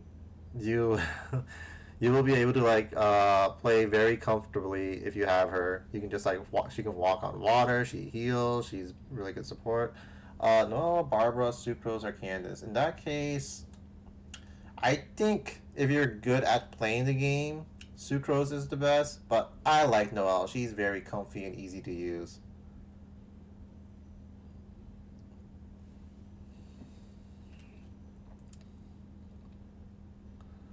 Sucrose is probably better at higher levels, but Noelle's just easier to use. It's been 2 weeks since we lost contact with Tartaglia on his mission. Tartaglia returned with a few scratches. Also, looks like Columbia and Dottore on the outs. Oh, you should keep that team then. That one has a good rotational synergy, and then you can have Sucrose proc all the elemental stuff. Yeah, team composition is probably the most important part rather than asking which character is the best. It's which team works really good.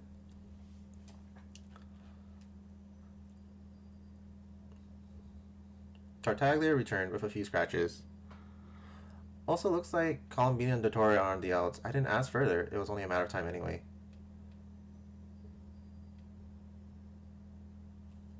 Oh yeah, Xiangling's better. The traditional setup is like Bennett, Xingqiu, Xiangling, and then you can use like sucrose there. But like, you know, I don't know what you have, so like you just make do with what you have, you know. Right, like Bennett, Xiangling, Xingqiu, and then whoever you want as your DPS. That's like the usual setup.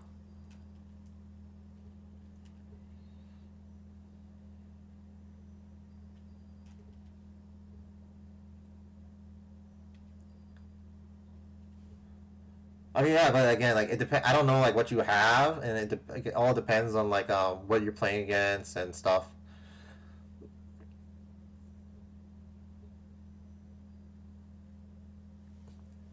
And like if you're really good, you can like not use shields, just like iframe dodge dash it. So when you use like a dash, if you time it right, you can like avoid getting hit.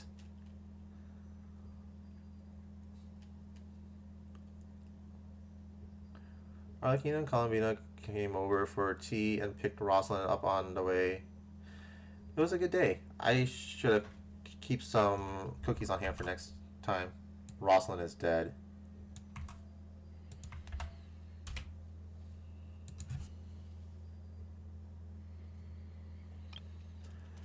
New text appears after a few blank pages. Most of it relates to the Narsenkreuz Ordo, so abstruse that prolonged studies leaves one busy. Mixed in are a few offhand comments, which look like Sandrone's recent jottings. Capitano chose to stay in Natlan. Shame. Oh yeah, I'm pretty sure it's like you can get one every other patch if you play the game. You should be you should be close to getting a 5-star every other patch. But I also have like the Welkin pass, so I get like a 90 gems every day for it. So let me do some math. So it might be like every 3 patches you get one.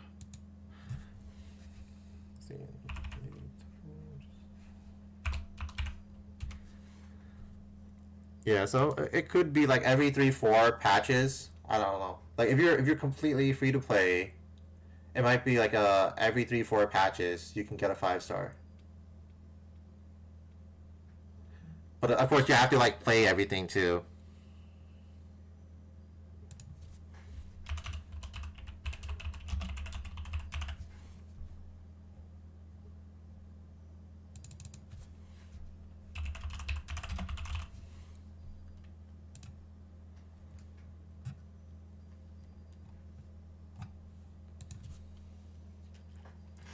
Mixed in are a few offhand comments which look like Sandrone's recent jottings. Capitano chased to stay in Natlan. Shame.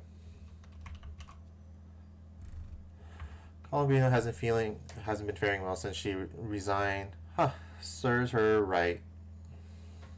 I did warn her to think carefully before making such decisions, but she wouldn't listen. The materials Arlecchino provided were extensive. I owe her my thanks. Important. Send gifts to the house to her, one for every child.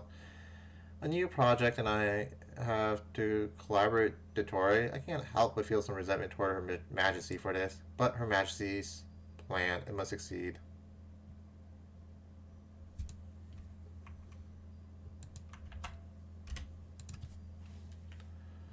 God, it's Columbina. Can you stop being so annoying?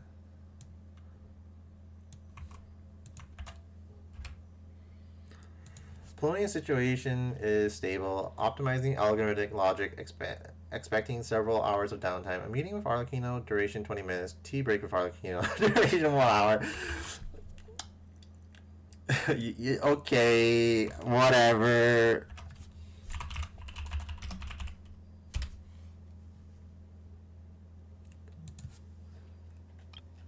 Scattered among vast volumes of data are a few terms, calculations, orthants. The probability of Columbina being alive is definitely higher than any other outcome. Absolutely. Also, today's Alan's birthday.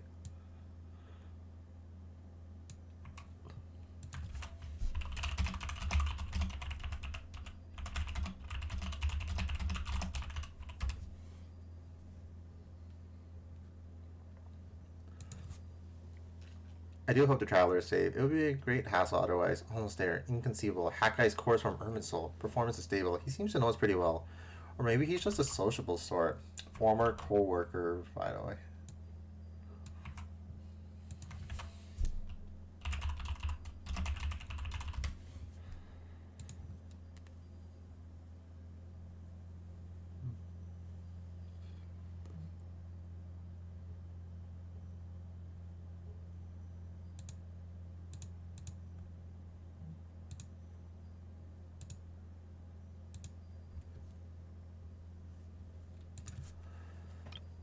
Core assembly completed. System checked and deployed for combat. Recording the key points of this technique. By using Lunatar, a fragment Columbia's soul, connection of a variable in this world, as sender, we aim to affect the retrieval of Columbia's complete soul from inside the moon's reflection. The survival of the traveler is a necessary condition for success.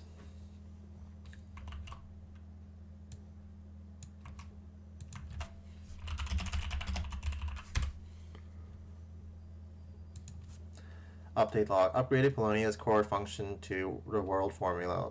Upgraded Polonia's search and retrieval functions. Implemented a new self-preservation mechanism for Polonia. Combat priority shifted from protecting me to protecting Polonia.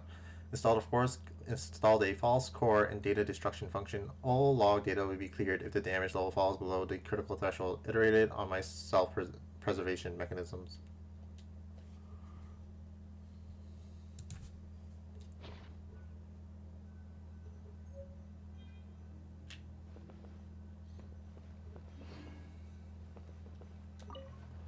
Okay, I gotta use the restroom.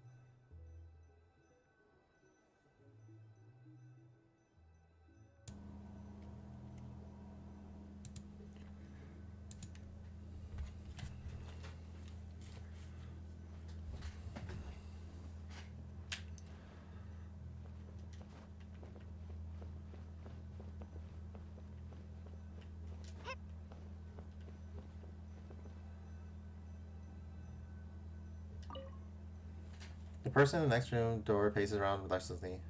Damn it. Oh, is that the time? The draw's about to start. Come on, we gotta get moving.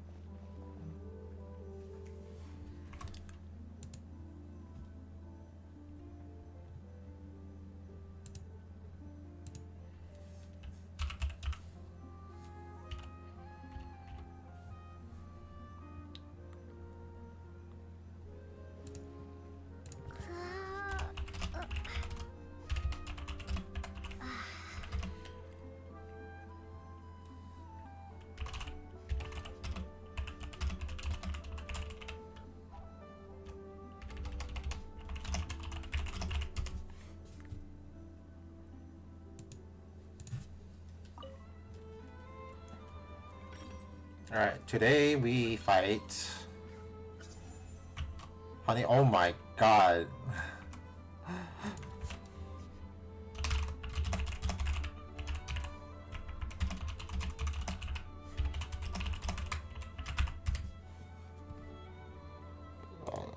Sumeru.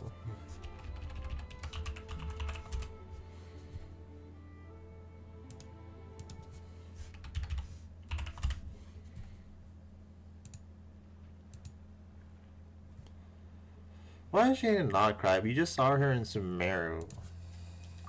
Let's see. Your next opponent is Linnea. Oh, that name sounds familiar. We met her at the Beast Tamers tournament in Sumeru. She was a runner-up in the Nila Potluck Cup.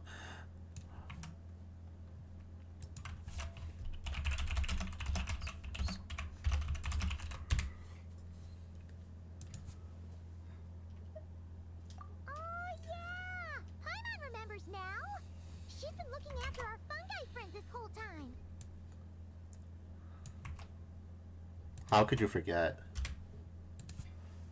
Who do you think she's gonna partner up with for the competition? Come on, let's go say hello.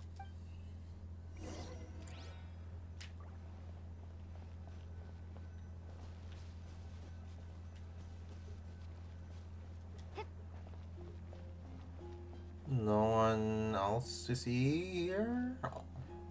Okie dokie, I guess. Welcome, one and all. The round of 16 is about to begin.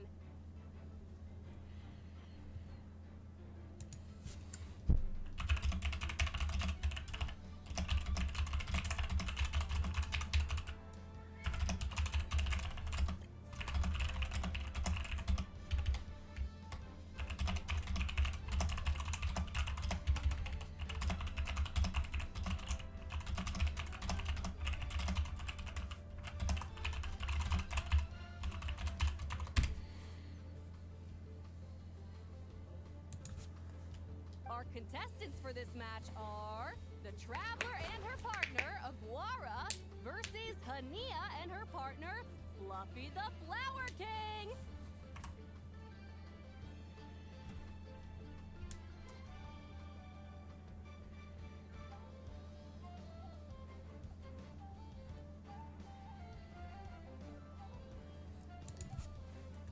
Hey, Golden Comet and Silver Companion.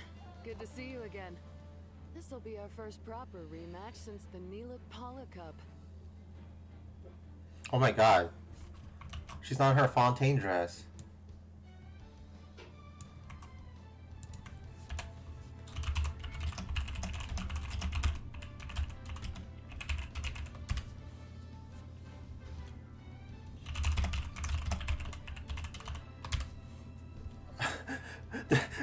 We're fighting her for real.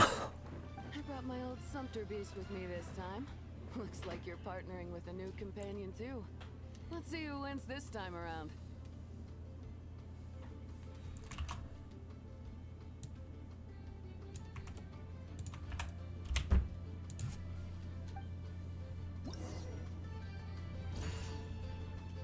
Fluffy the Flower King. Linea's full count is Fluffy the Flower King and favors a direct fighting style. Fluffy the Flower King has high endurance but will occasionally stop to rest. While his resting, he becomes vulnerable to attack, increase damage to all attacks.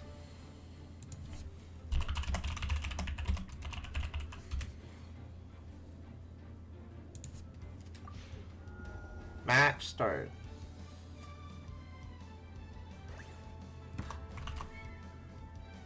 Surprise attack, so red. Oh, God. Then I have to use green.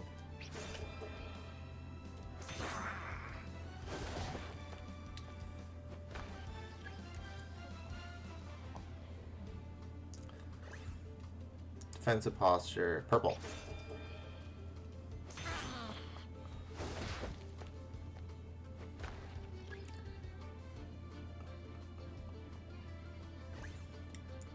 Purple.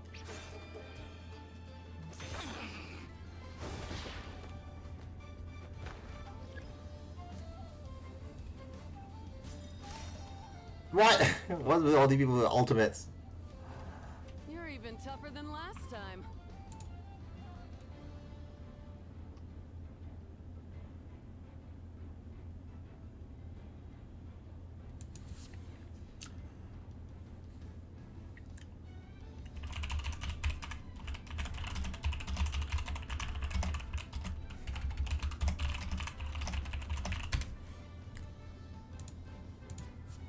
But you know what?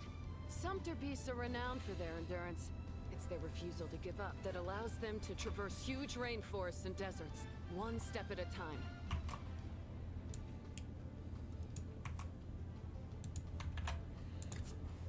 And when they charge full speed, they kick up enough dust to blot out the sky. I do like that they included the Pokemon bullshit that modern gens have. It's cute. Send 'em flying, Fluffy the Flower King!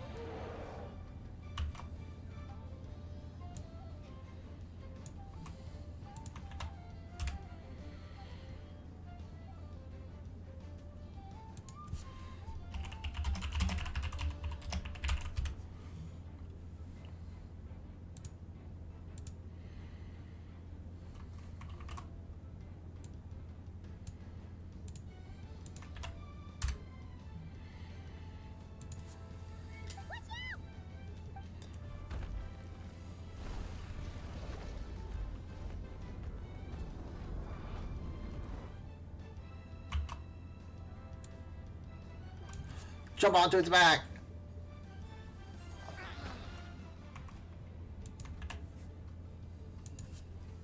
What?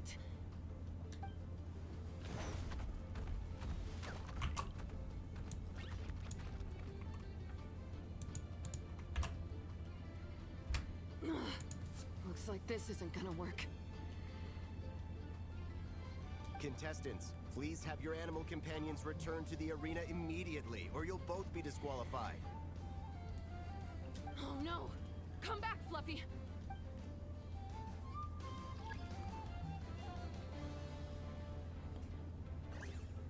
Rapid assault? I got you, screen.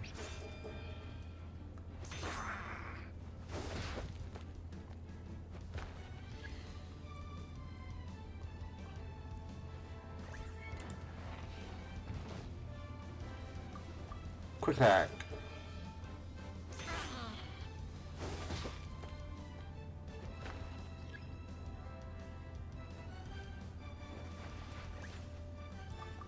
Charge strike.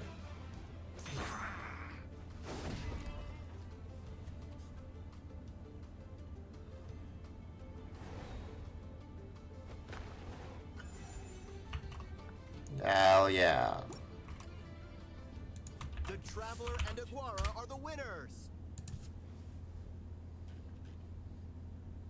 Oh, what a shame. We're so close. Even with the new partner, you're still as tough as they come. This was some bad luck running into you so early in the competition.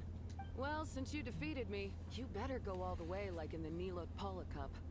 I can handle losing, but only to a champion. So you go show him who's boss. I won't let you down.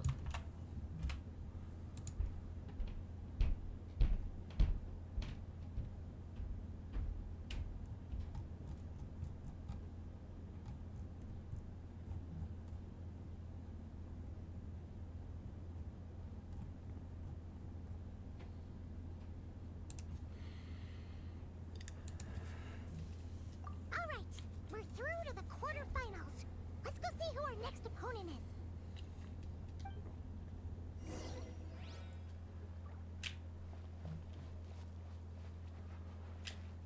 Where is Hania?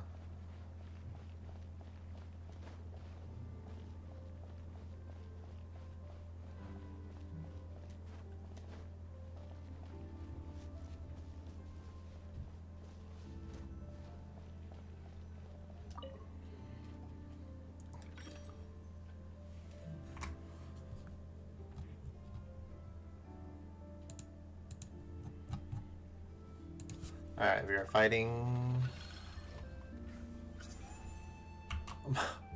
Mulani. Okay. Let Paimon take a look. Next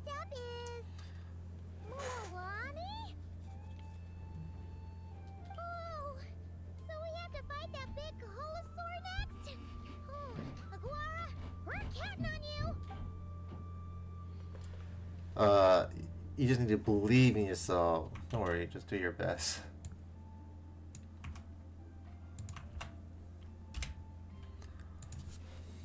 Hey, Paimon noticed something when we were drawing lots. Most of the contestants have given their animal companion a cool title. Should we come up with one for Aguara too?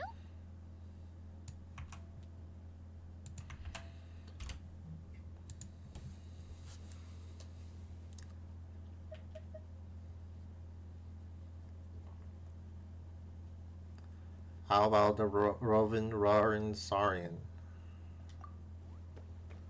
Well, Aguara seems to like it. Awesome! Okay, let's head to the next match.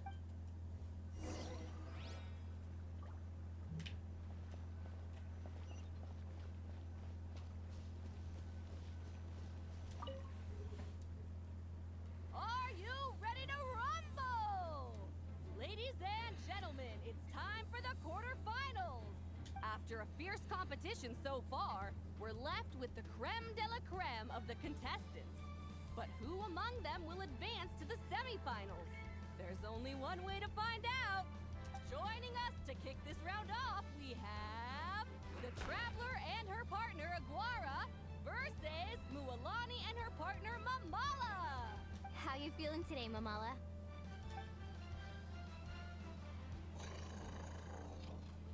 That's the spirit! Now let's get out there and show these not-cry folks what the people of the Springs are all about!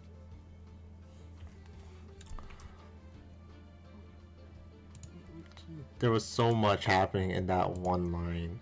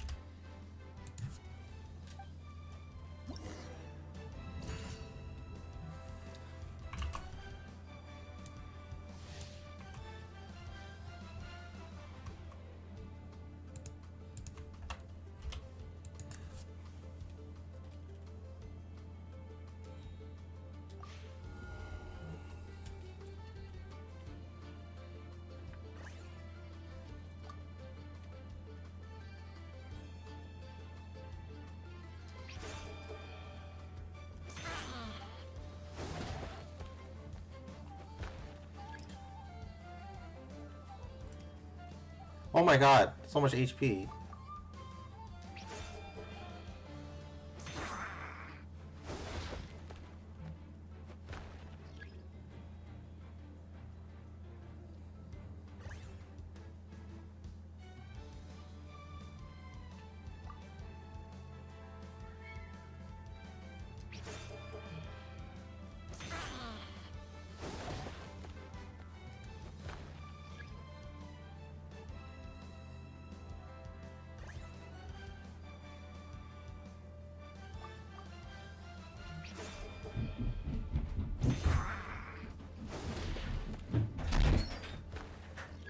Cool if I take the... Yeah.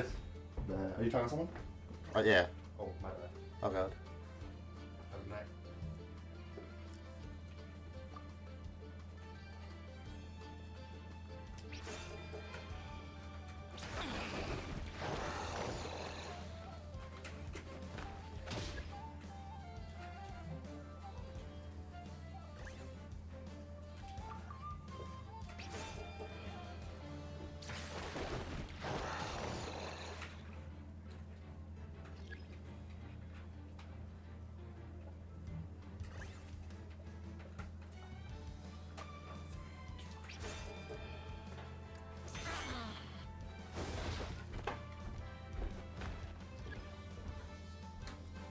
Turn it back on.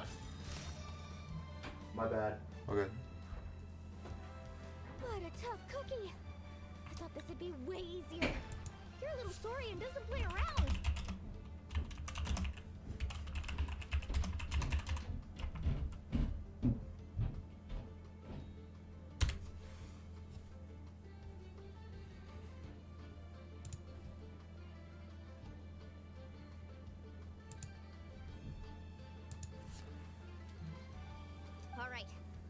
close and let's settle this!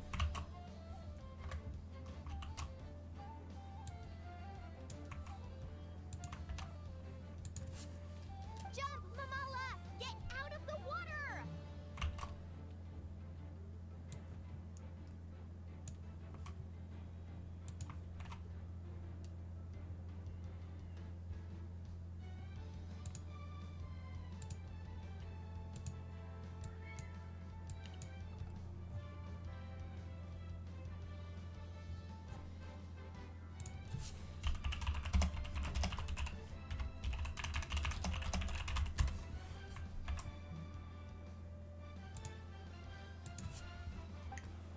From what I remember, Mama's left eye is covered by an eye patch. That might be an opening.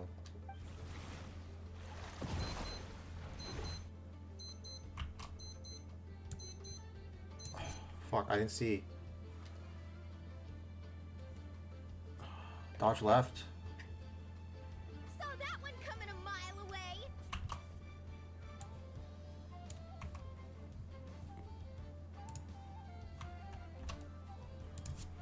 Gepetlosaurs might have the advantage on land, but it's a different story in the water! Mamala! Finish him off!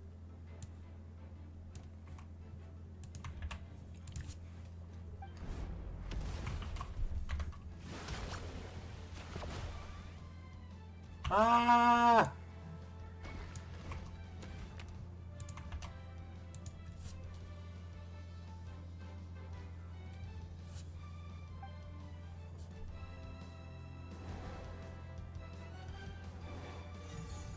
No, I lost. What the fuck?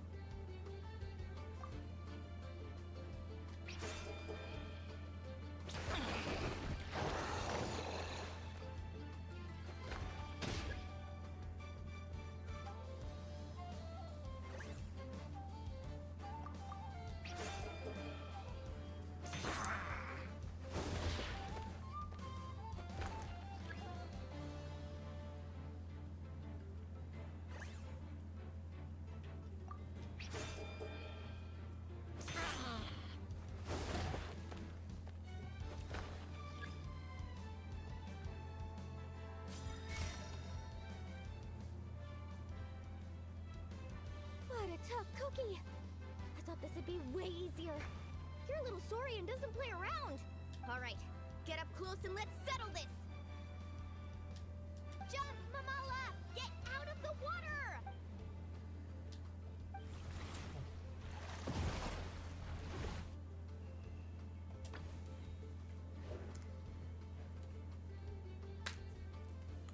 Watch out!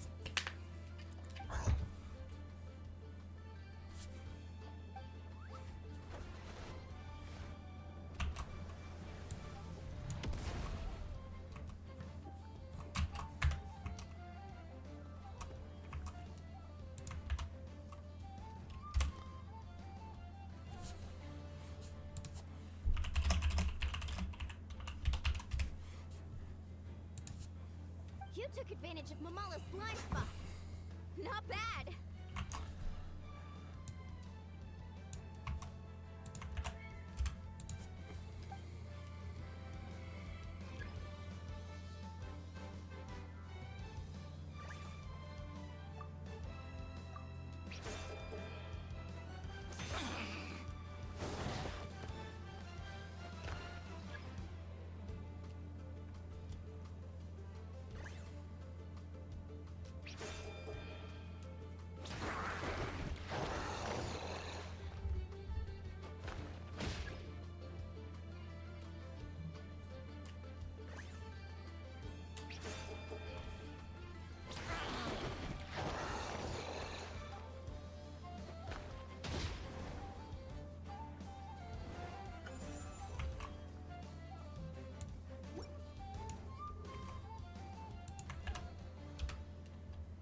Mamala has lost the strength to fight on.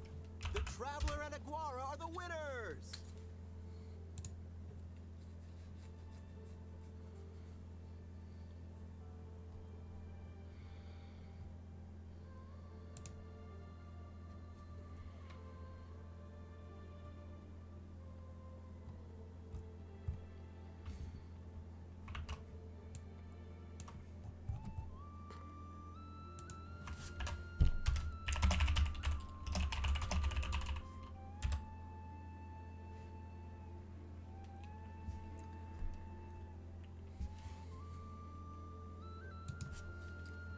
Seriously?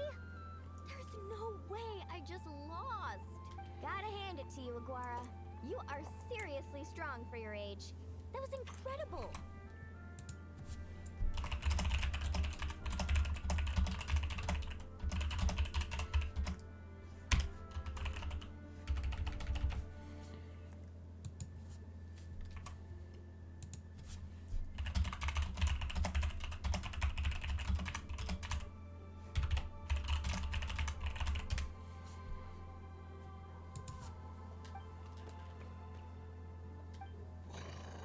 Hey, you're strong too, Mamala. That one was on me. I made too many bad calls. I'm sorry.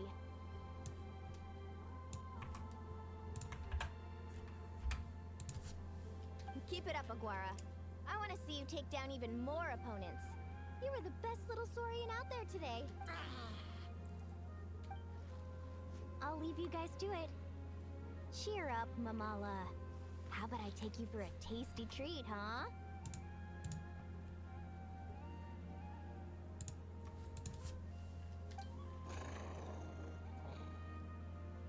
Wow! That was a nail-biting match! Hyman's heart's still racing! Anyway, Linnea will have finished her match by now too, right? Let's go see how she did! Linnea! Is your match over already? It sure is! Wanna take a guess who won? Judging by the smile on your face, Hyman's pretty sure it was you. Correct! I was about to go watch the other matches. Care to join me? The next one's a pretty big deal. Someone called Seleno versus the reigning champion, Yahoda. Ooh, we had to watch that. Yehoda's a friend of ours, so we should be there to cheer her on. Perfect. Well, stick around. It should be starting soon.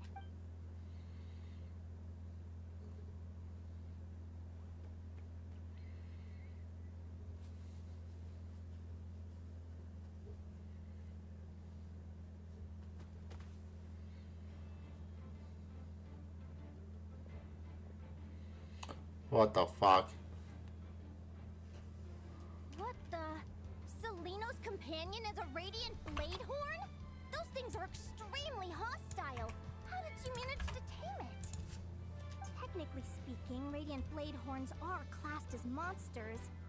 But they are beasts of the wild, and they're not exactly uncommon. It's not against the rules, but still, it's gonna be a really hard one to beat. Go for it, Yehoda! You got this! Yoda's life's on like hell mode. Ignorance really is bliss, but it won't last forever. So Seleno's her name. She was the one watching Linnea's last match, and there was something strangely hostile about her demeanor. Linnea doesn't seem to know who she is. She talked about her as if she's just another contestant. Do you think speed alone will stop me from catching you? How about you run around and find out? Reed Miller the 13th. Run that thing ragged, and then go in for the kill! Behind you, on the right.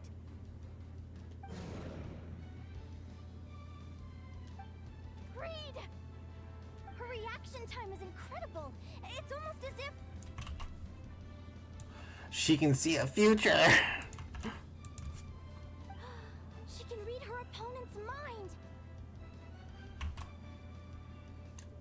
Same stand.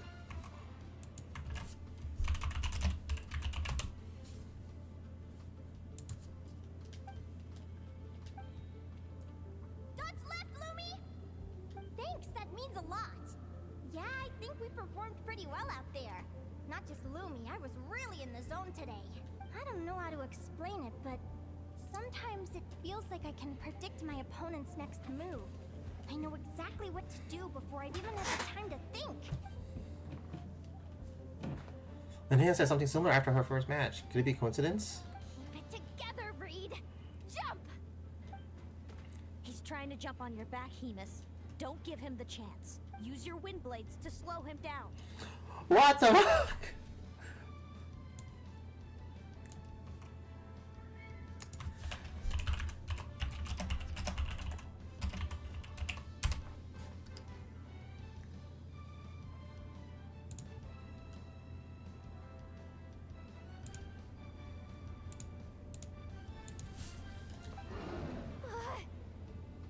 He's too powerful! You've gotta go for a knockout blow! Charge your lightning, Reed! Then blast him with all you've got! What the fuck is going on here, dude?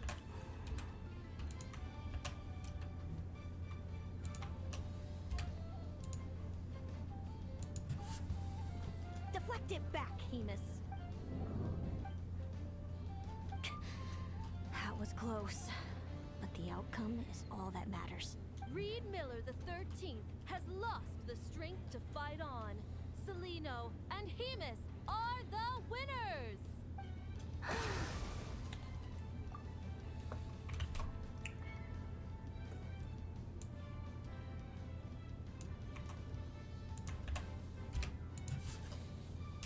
Those wings!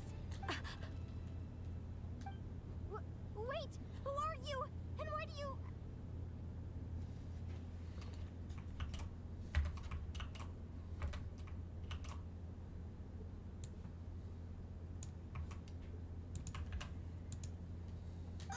why you have the same...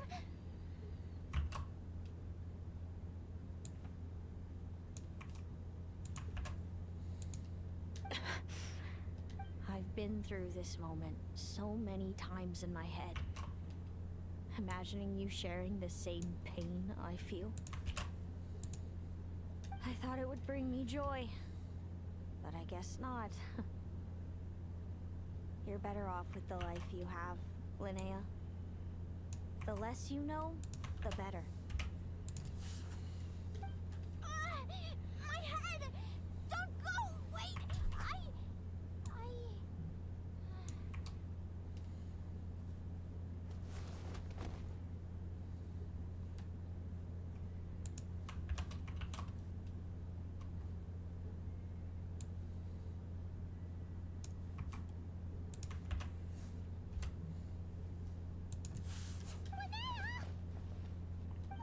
What happened?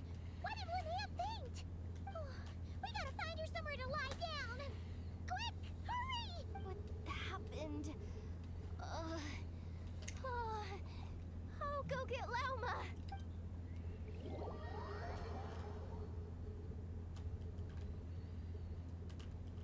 She's breathing normally. No obstruction of the airways. She just needs a little peace and quiet.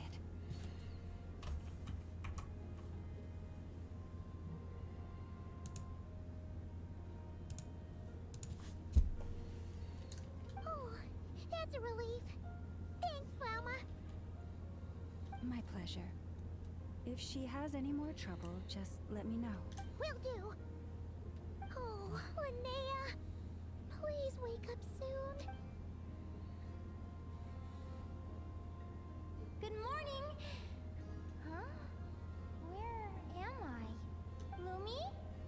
Lumi! How strange. Where could she be?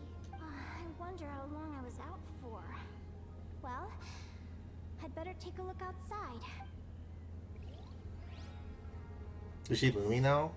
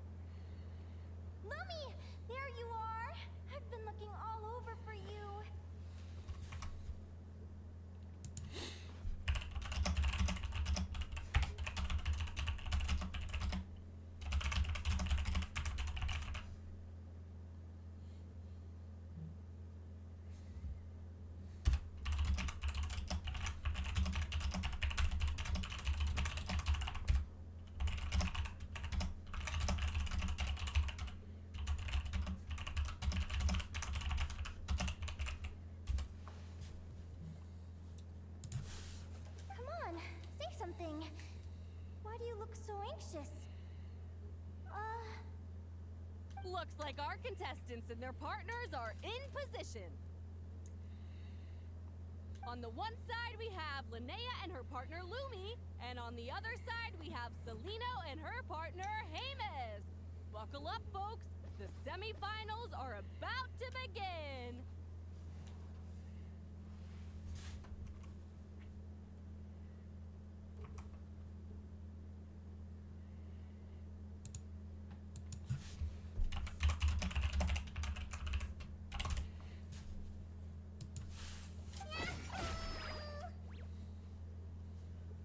Wait, how is it the semifinals already? Also, how did I even get here? I don't remember a thing. Oh, I get it. I'm still dreaming. You can do it, old boss. Even if this is a dream, I can't let my supporters down. I'm gonna give this my all. We're up, Lumi. Let's show them what we've got.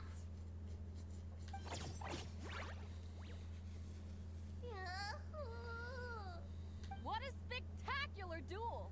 But Lumi has lost the strength to fight on. Meaning, Celino and Hamus have earned their place in the final!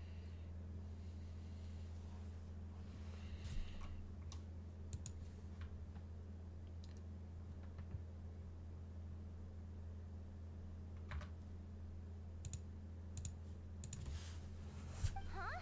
What's going on? They're saying I lost already? This dream sucks. I want to wake up right now.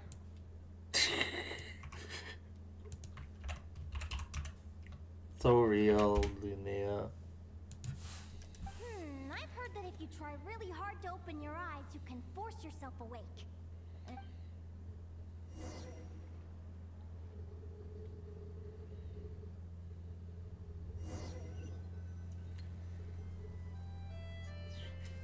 Did it work?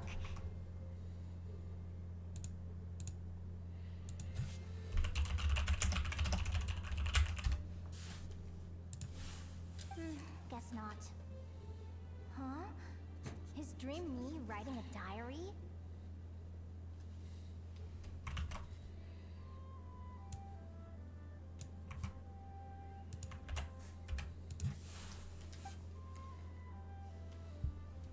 I have to actually write it? What the fuck?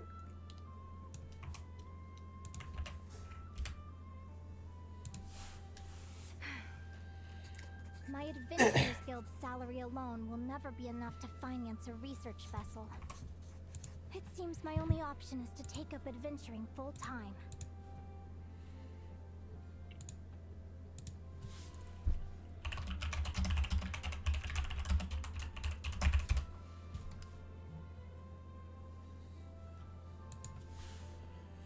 A research vessel?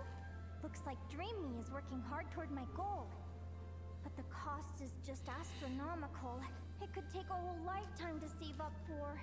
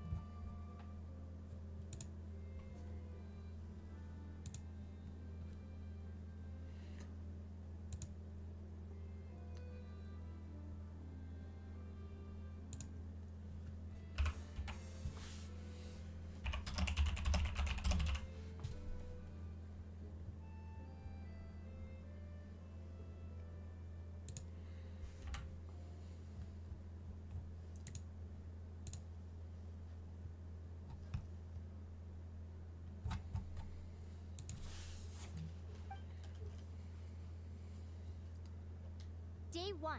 Got beaten up by monsters.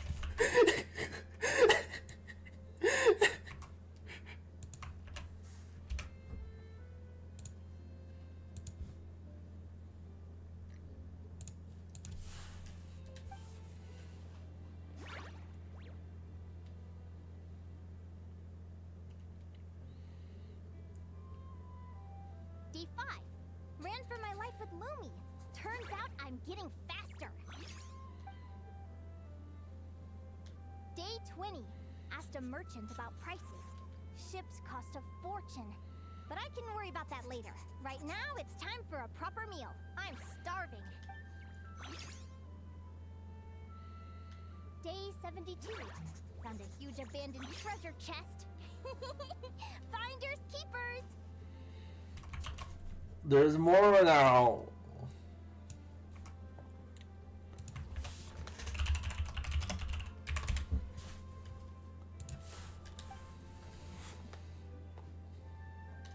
Happy adventure anniversary to me! 1 year in. And still nowhere near rich enough to afford a ship.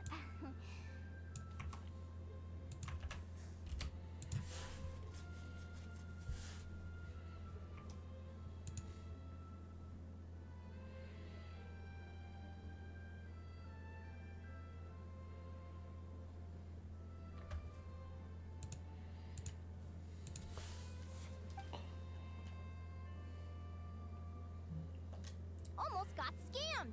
Note to self, secondhand ships aren't to be trusted. Good job I was wary and checked it over thoroughly before committing. You really do get what you pay for. Finally beat that pesky thing. Hoping the materials I gathered recently will fetch a good price. The diary ends here. Hold on. Is this a deed for the purchase of a large ship? And I've signed it! Could it be? A dream come true! This dream rules.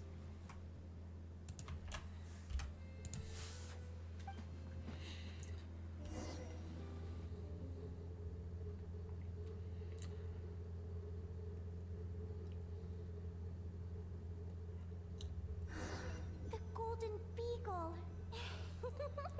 What a wonderful dream! The ship gently swaying as it carries me to a faraway land. Oh, what a feeling!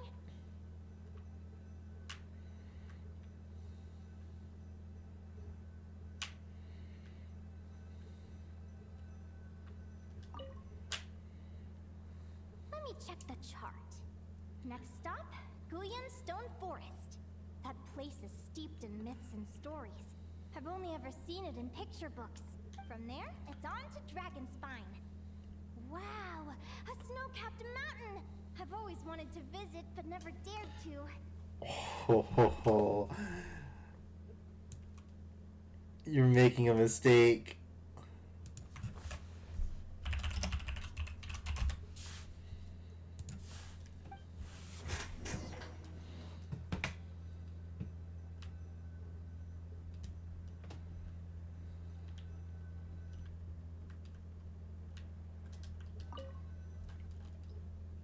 What's this? Clearwater jade? Pretty sure this can only be found in Chinyu Vale. It's so beautiful. It looks like this ship has sailed to many places already. Makes sense. As soon as I buy my research vessel, I'll be off and away to voyage non-stop. Linnea, you've been really down the last couple of days. What's up? You're not seasick, are you? I've left your lunch by the door. Make sure to get some good rest once you've eaten. Coming!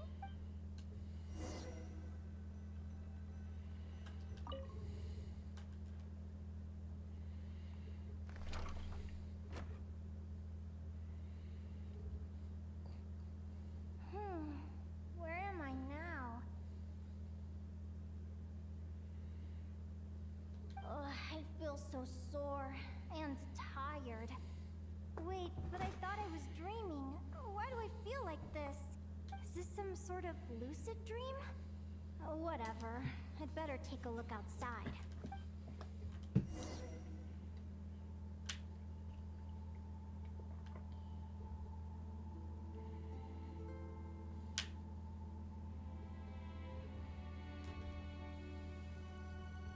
Clearwater jade. Didn't I see this on the ship just now? Why is it in pieces? And these books, how did they end up in this cave?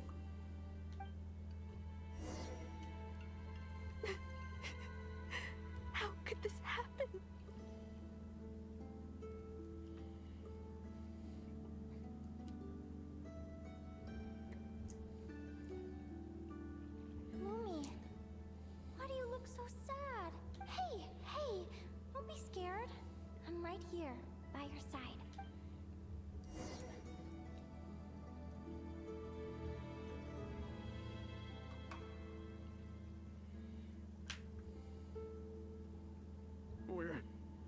never getting back, are we?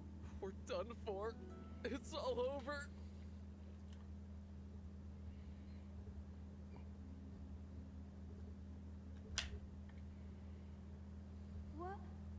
What happened? I thought I was on the ship. Is this the Golden Beagle?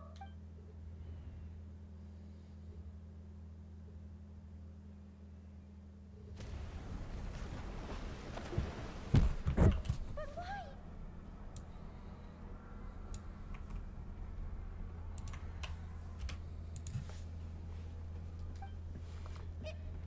It's just a dream, though, right? Come on, get a grip, Linnea. It's not real. None of this is real.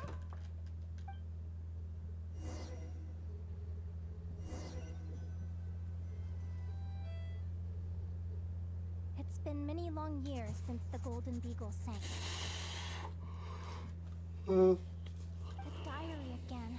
How long is this terrible dream going to last?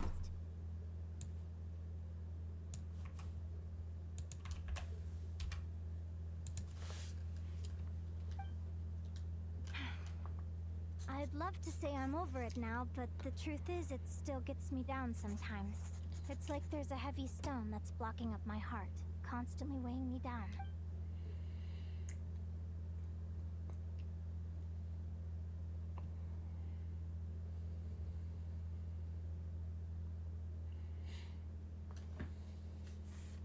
Maybe a walk in the courtyard will take my mind off things. Besides, my sister should be here soon. I can wait for her outside. Sister? Who am I talking about? So many dreams, one after the other. My brain can barely process it all.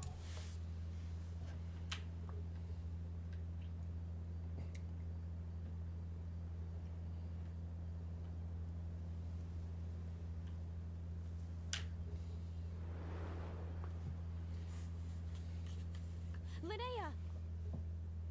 Huh? That voice sounds familiar. Over here. Did you get my letter, Linnea?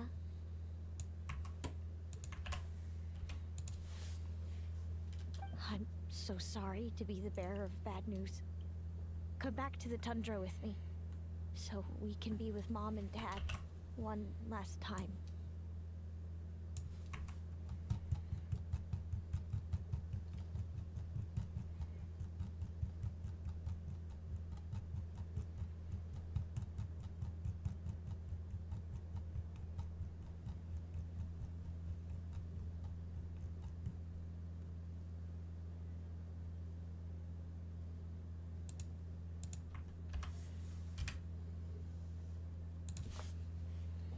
Selena? She's my sister?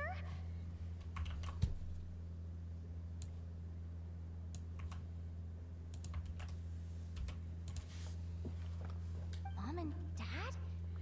One last time?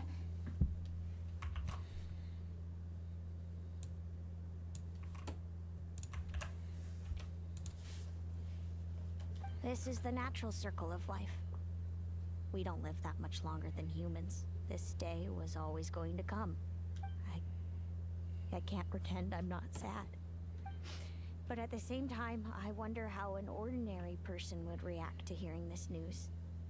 At the very least, they wouldn't have to endure this horrid feeling of having tears they're unable to shed. After all, we've already seen how all of this would unfold, long before it ever came to pass. Remember? When you passed out during that competition.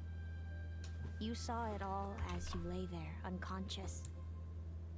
At the time, you thought it was just a dream. What is she talking about? No. No. This can't be true.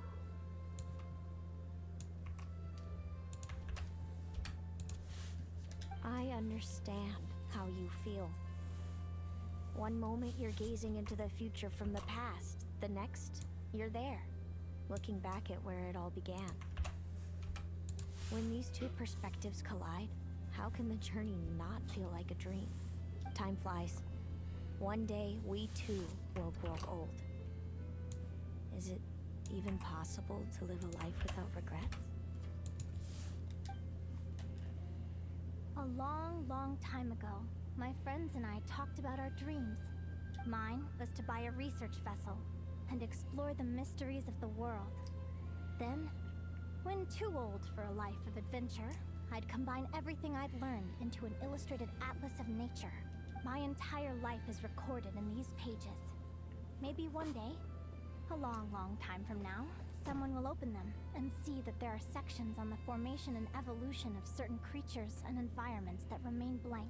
Whoever you are, I entrust the task of filling those blank pages to you. The end of my time grows near, and I can no longer travel very far.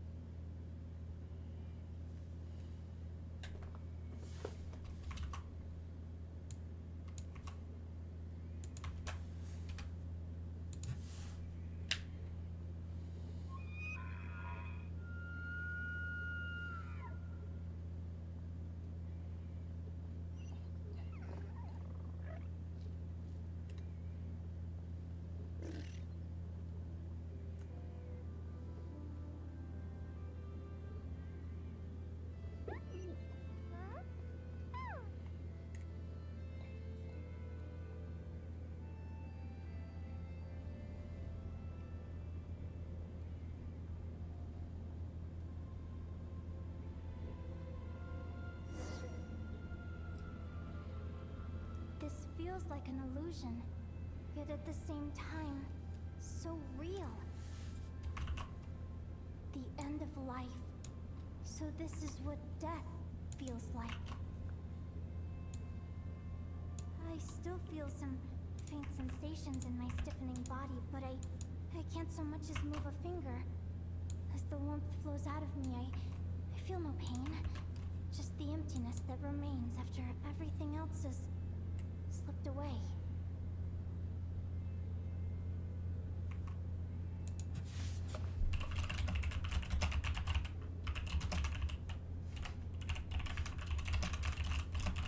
So it wasn't a dream after all. It's all...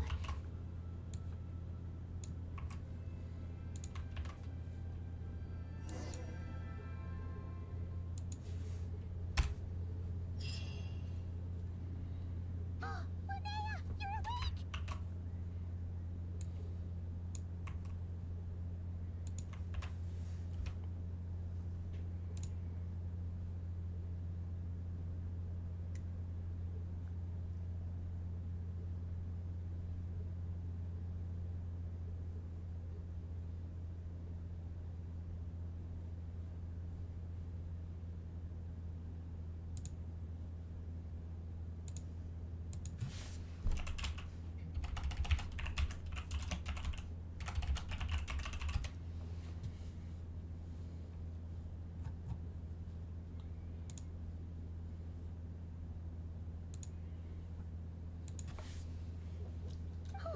You were out for a long time.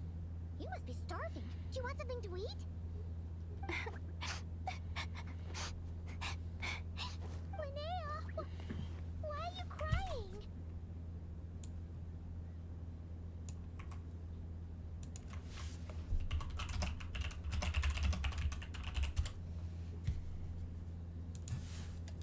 What time is it?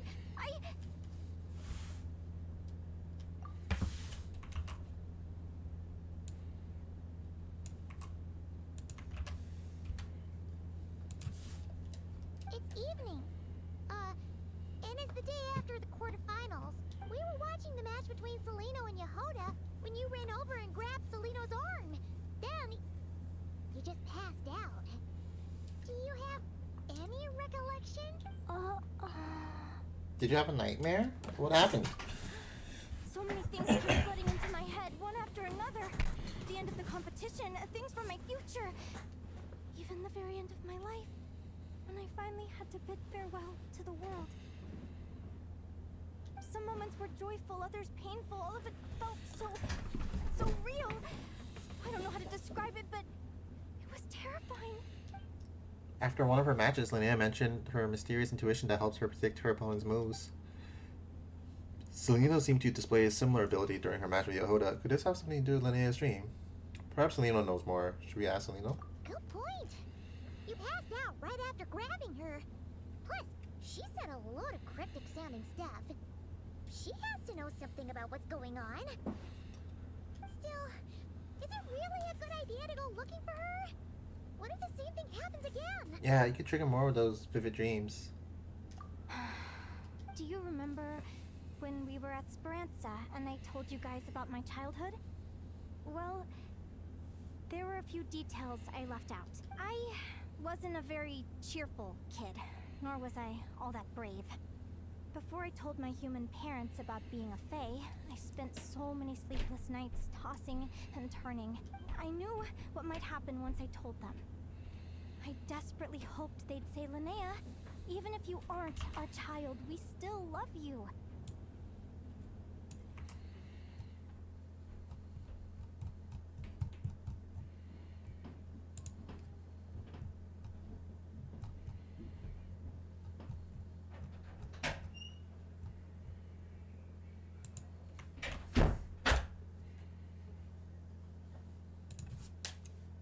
But I knew that was impossible.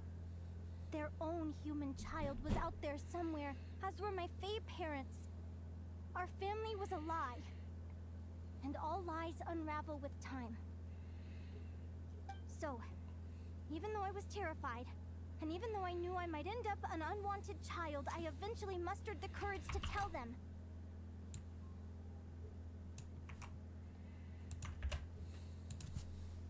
I did what I thought was right. I knew things might not turn out how I hoped, but I wasn't going back on my decision. The same applies this time. I have to see Seleno. Oh, Linnea. I'm now realizing that I have no idea where she is. Oh, don't tell me I have to wait until the next round of the competition. Huh? Aguara, do you know where Seleno is? I think he wants us to follow. Do you remember Seleno's scent? That's amazing! You're the best, Aggie!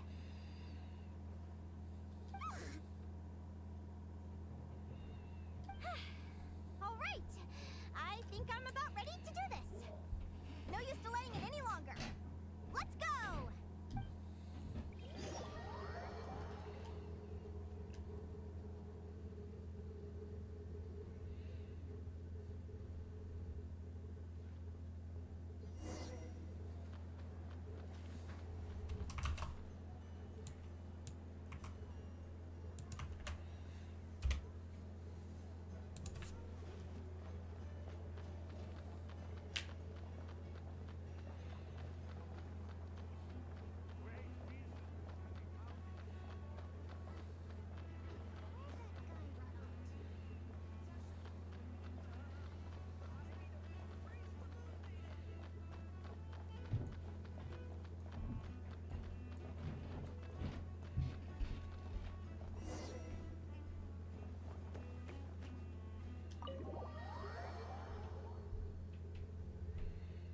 Huh?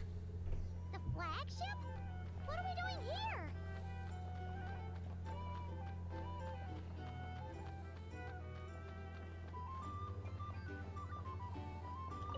People seem to really dig the drinks here.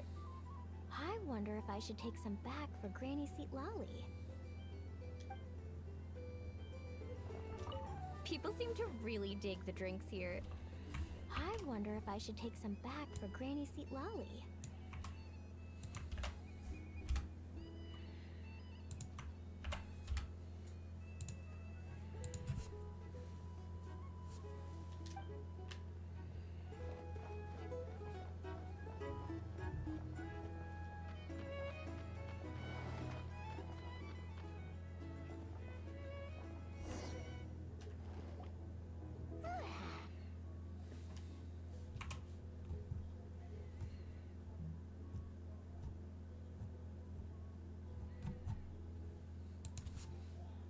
After all that, Seleno's staying in the room right next to ours? No wonder Aguara could pick up her scent. Is anyone there? You're sure this is the right room?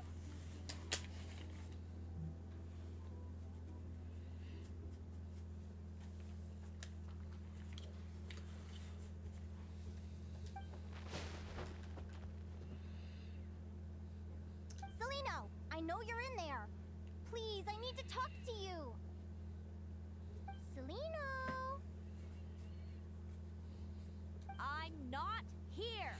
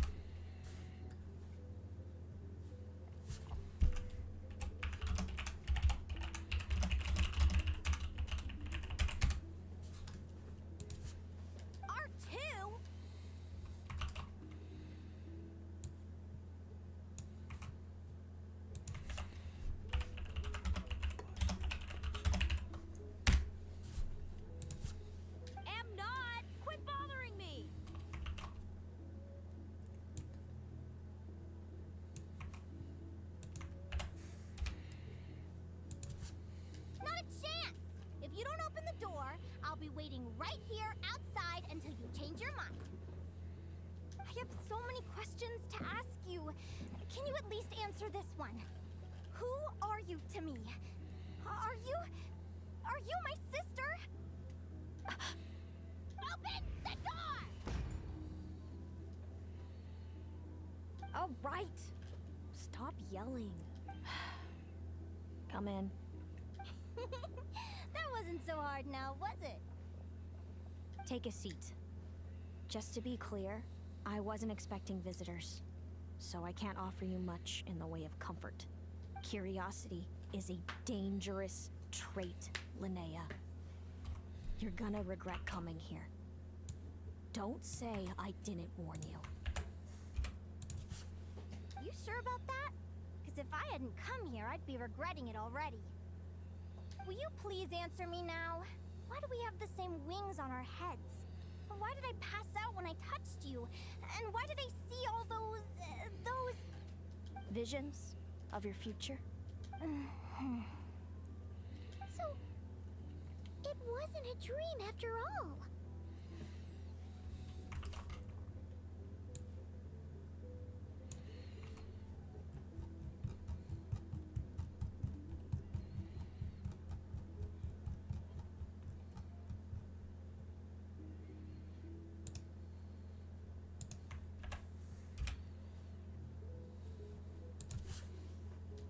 Of course not. Linnea, you're an avid student of the natural world. Surely you're aware of the 6 most common types of Fae? The Vila, Domovoy, Leshy, Volkodlok, Snegovik, and Jack Frosts. Right. Well, there are many less common varieties too. The legendary Lantern Fae, the Sirens with their lilting songs, and us, the Augury Birds. We foretell both disaster and delight, gazing upon the past dawn and future night. Others fear and revere our might, while we alone detest our plight.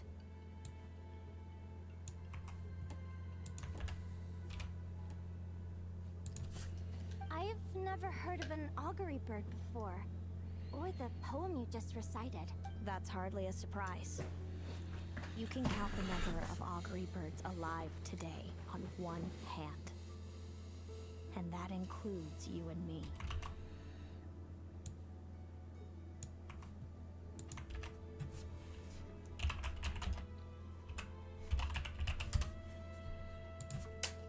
So it's true then. We really are family. Family. Linnea didn't deny that they're family, but something about that word seems to trigger her. Clearly, she has conflicting emotions about her family. Augury birds are born with a peculiar ability. We can see crossroads in the flow of fate. Immutable future events that all paths will lead to. Are you talking about prophecies? We met other people with the ability to see the future. And we changed it.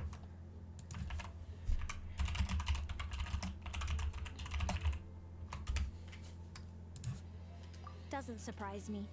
Humanity has many ways of observing fate. The stars, the ley lines. Our abilities are feeble in comparison. We can only see our own fates. If a friend wants to know their future, or someone is concerned about the destiny of the world, we're powerless to help.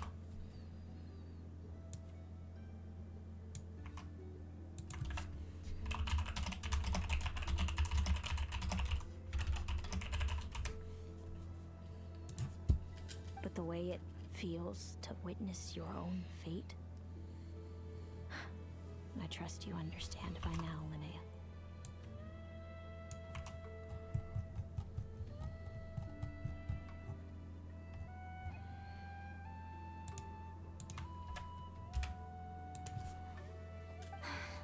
It certainly wasn't fun.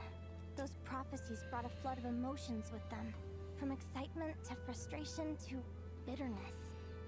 By the end, all I was left with was a kind of numb emptiness. I had a goal in life, and before I even had the chance to start fighting for it, I saw how it would end. It's like someone spoiled the ending of a story I was really enjoying. Wait till you've tried to defy fate and found how powerless you are to change it. That's when the real suffering begins.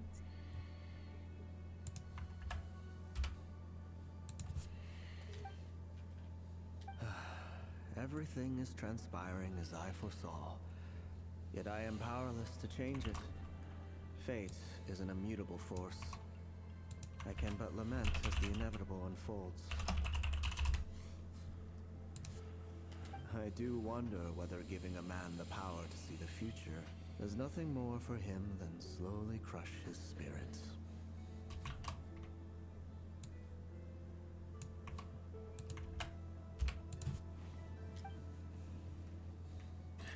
The visionary Verdefner once said something similar.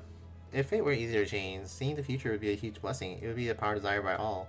But if fate is set in stone, then knowing the future must be a heavy burden to bear. When you know every joy and every sorrow you'll ever experience, and there's nothing you can do to change it.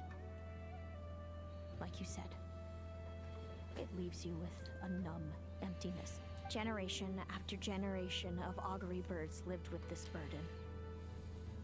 Until you were born, and our parents found the only solution they could think of.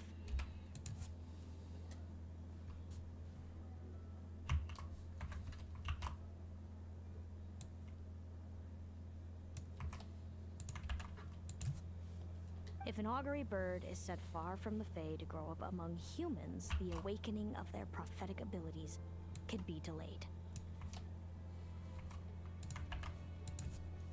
So that's how I became a changeling.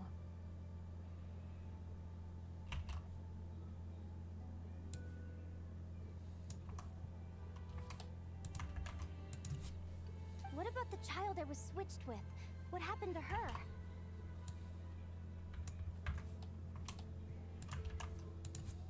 Don't worry, she had the opposite problem to you. She needed to live among the Fae. She was born with a strange, rare disease that humans cannot cure. If she hadn't been switched, she would have died a long time ago. Our parents saved her life, then raised her as their own. Eventually, her birth parents came to find her, and now they're living together in Snezhnegrad. I see. Wow. It all makes sense now. But there's still one thing you haven't explained. Those things you said before I fainted. What did you mean by all that? I meant exactly what I said. I don't like you. But why? No reason. So we're back to this? If you won't tell me, I'll have to guess myself.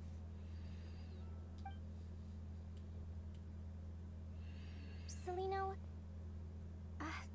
Are you jealous of me? Good guess. But I wouldn't call it jealousy. More like resentment. By the time our parents came up with a solution for you and sent you off to live with the humans, I was already tormented by visions. If I'd been born just a few years later. How cruel fate can be. Mom and Dad would sneak over to Nodcry to see you sometimes. They talked about you non-stop. Even that human child got more attention than me.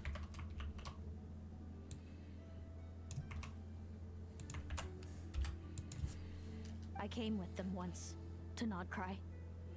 When I saw you there in the distance, living your carefree life, I was torn apart by jealousy. But I had to pretend that nothing was wrong. Even that I wished you well. Did no one ever consider how I felt? What was I to them? A reject? A failure? A pitiful wretch abandoned by fate? Oh, Seleno. All of this led to me deciding, a long time ago, that when you were old enough, I'd come pay you a visit. My plan was to tell you the truth about everything. And then, you would share in my suffering. I know. What kind of horrible person would want to do that to someone? Someone like me, apparently.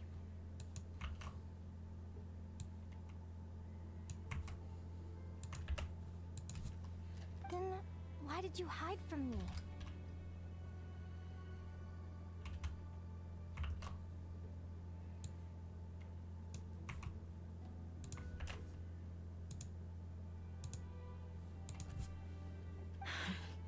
You really want me to keep guessing? It was because I found out the image of you I'd built up in my head. Of happy-go-lucky Linnea, spoiled by her parents and coddled by fate. It was all just a fantasy.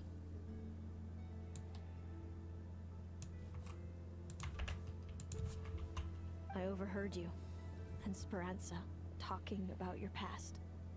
Desperately trying to hide the truth about who you were. Somehow getting by with a ragtag bunch of kids in the conch gang.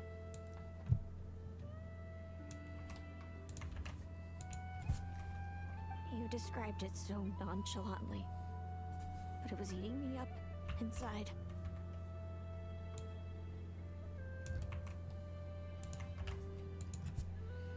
In that moment, I didn't want to see you suffer, and I couldn't go on resenting you any longer. I just wanted to hold you tight and tell you everything will be fine, that you still have a family. Hey, sis.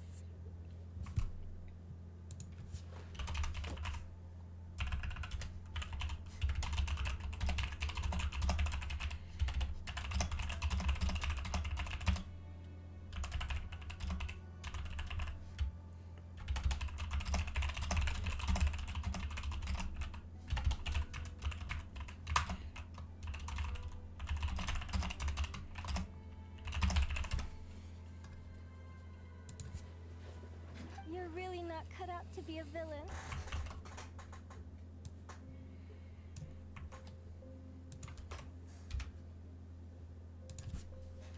So much for making me suffer, huh? Now you're the one crying and I have to comfort you.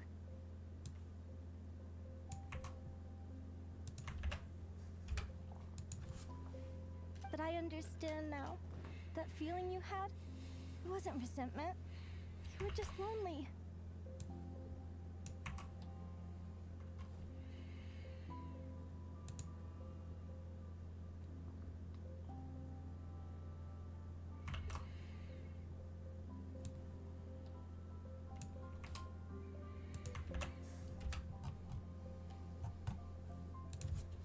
I've always wondered about my real family. I'm so glad you were willing to see me, sis.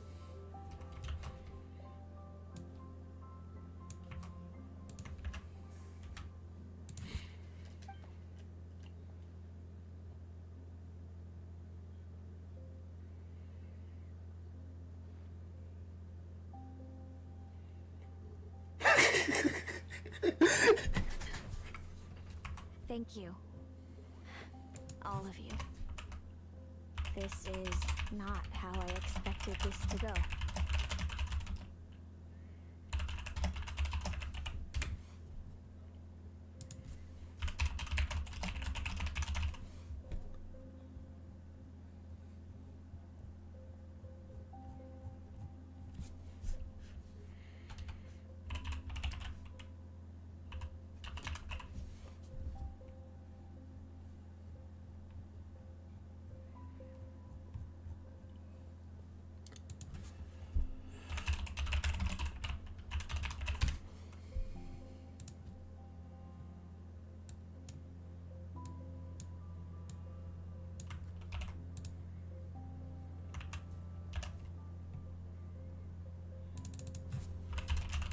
What the fuck?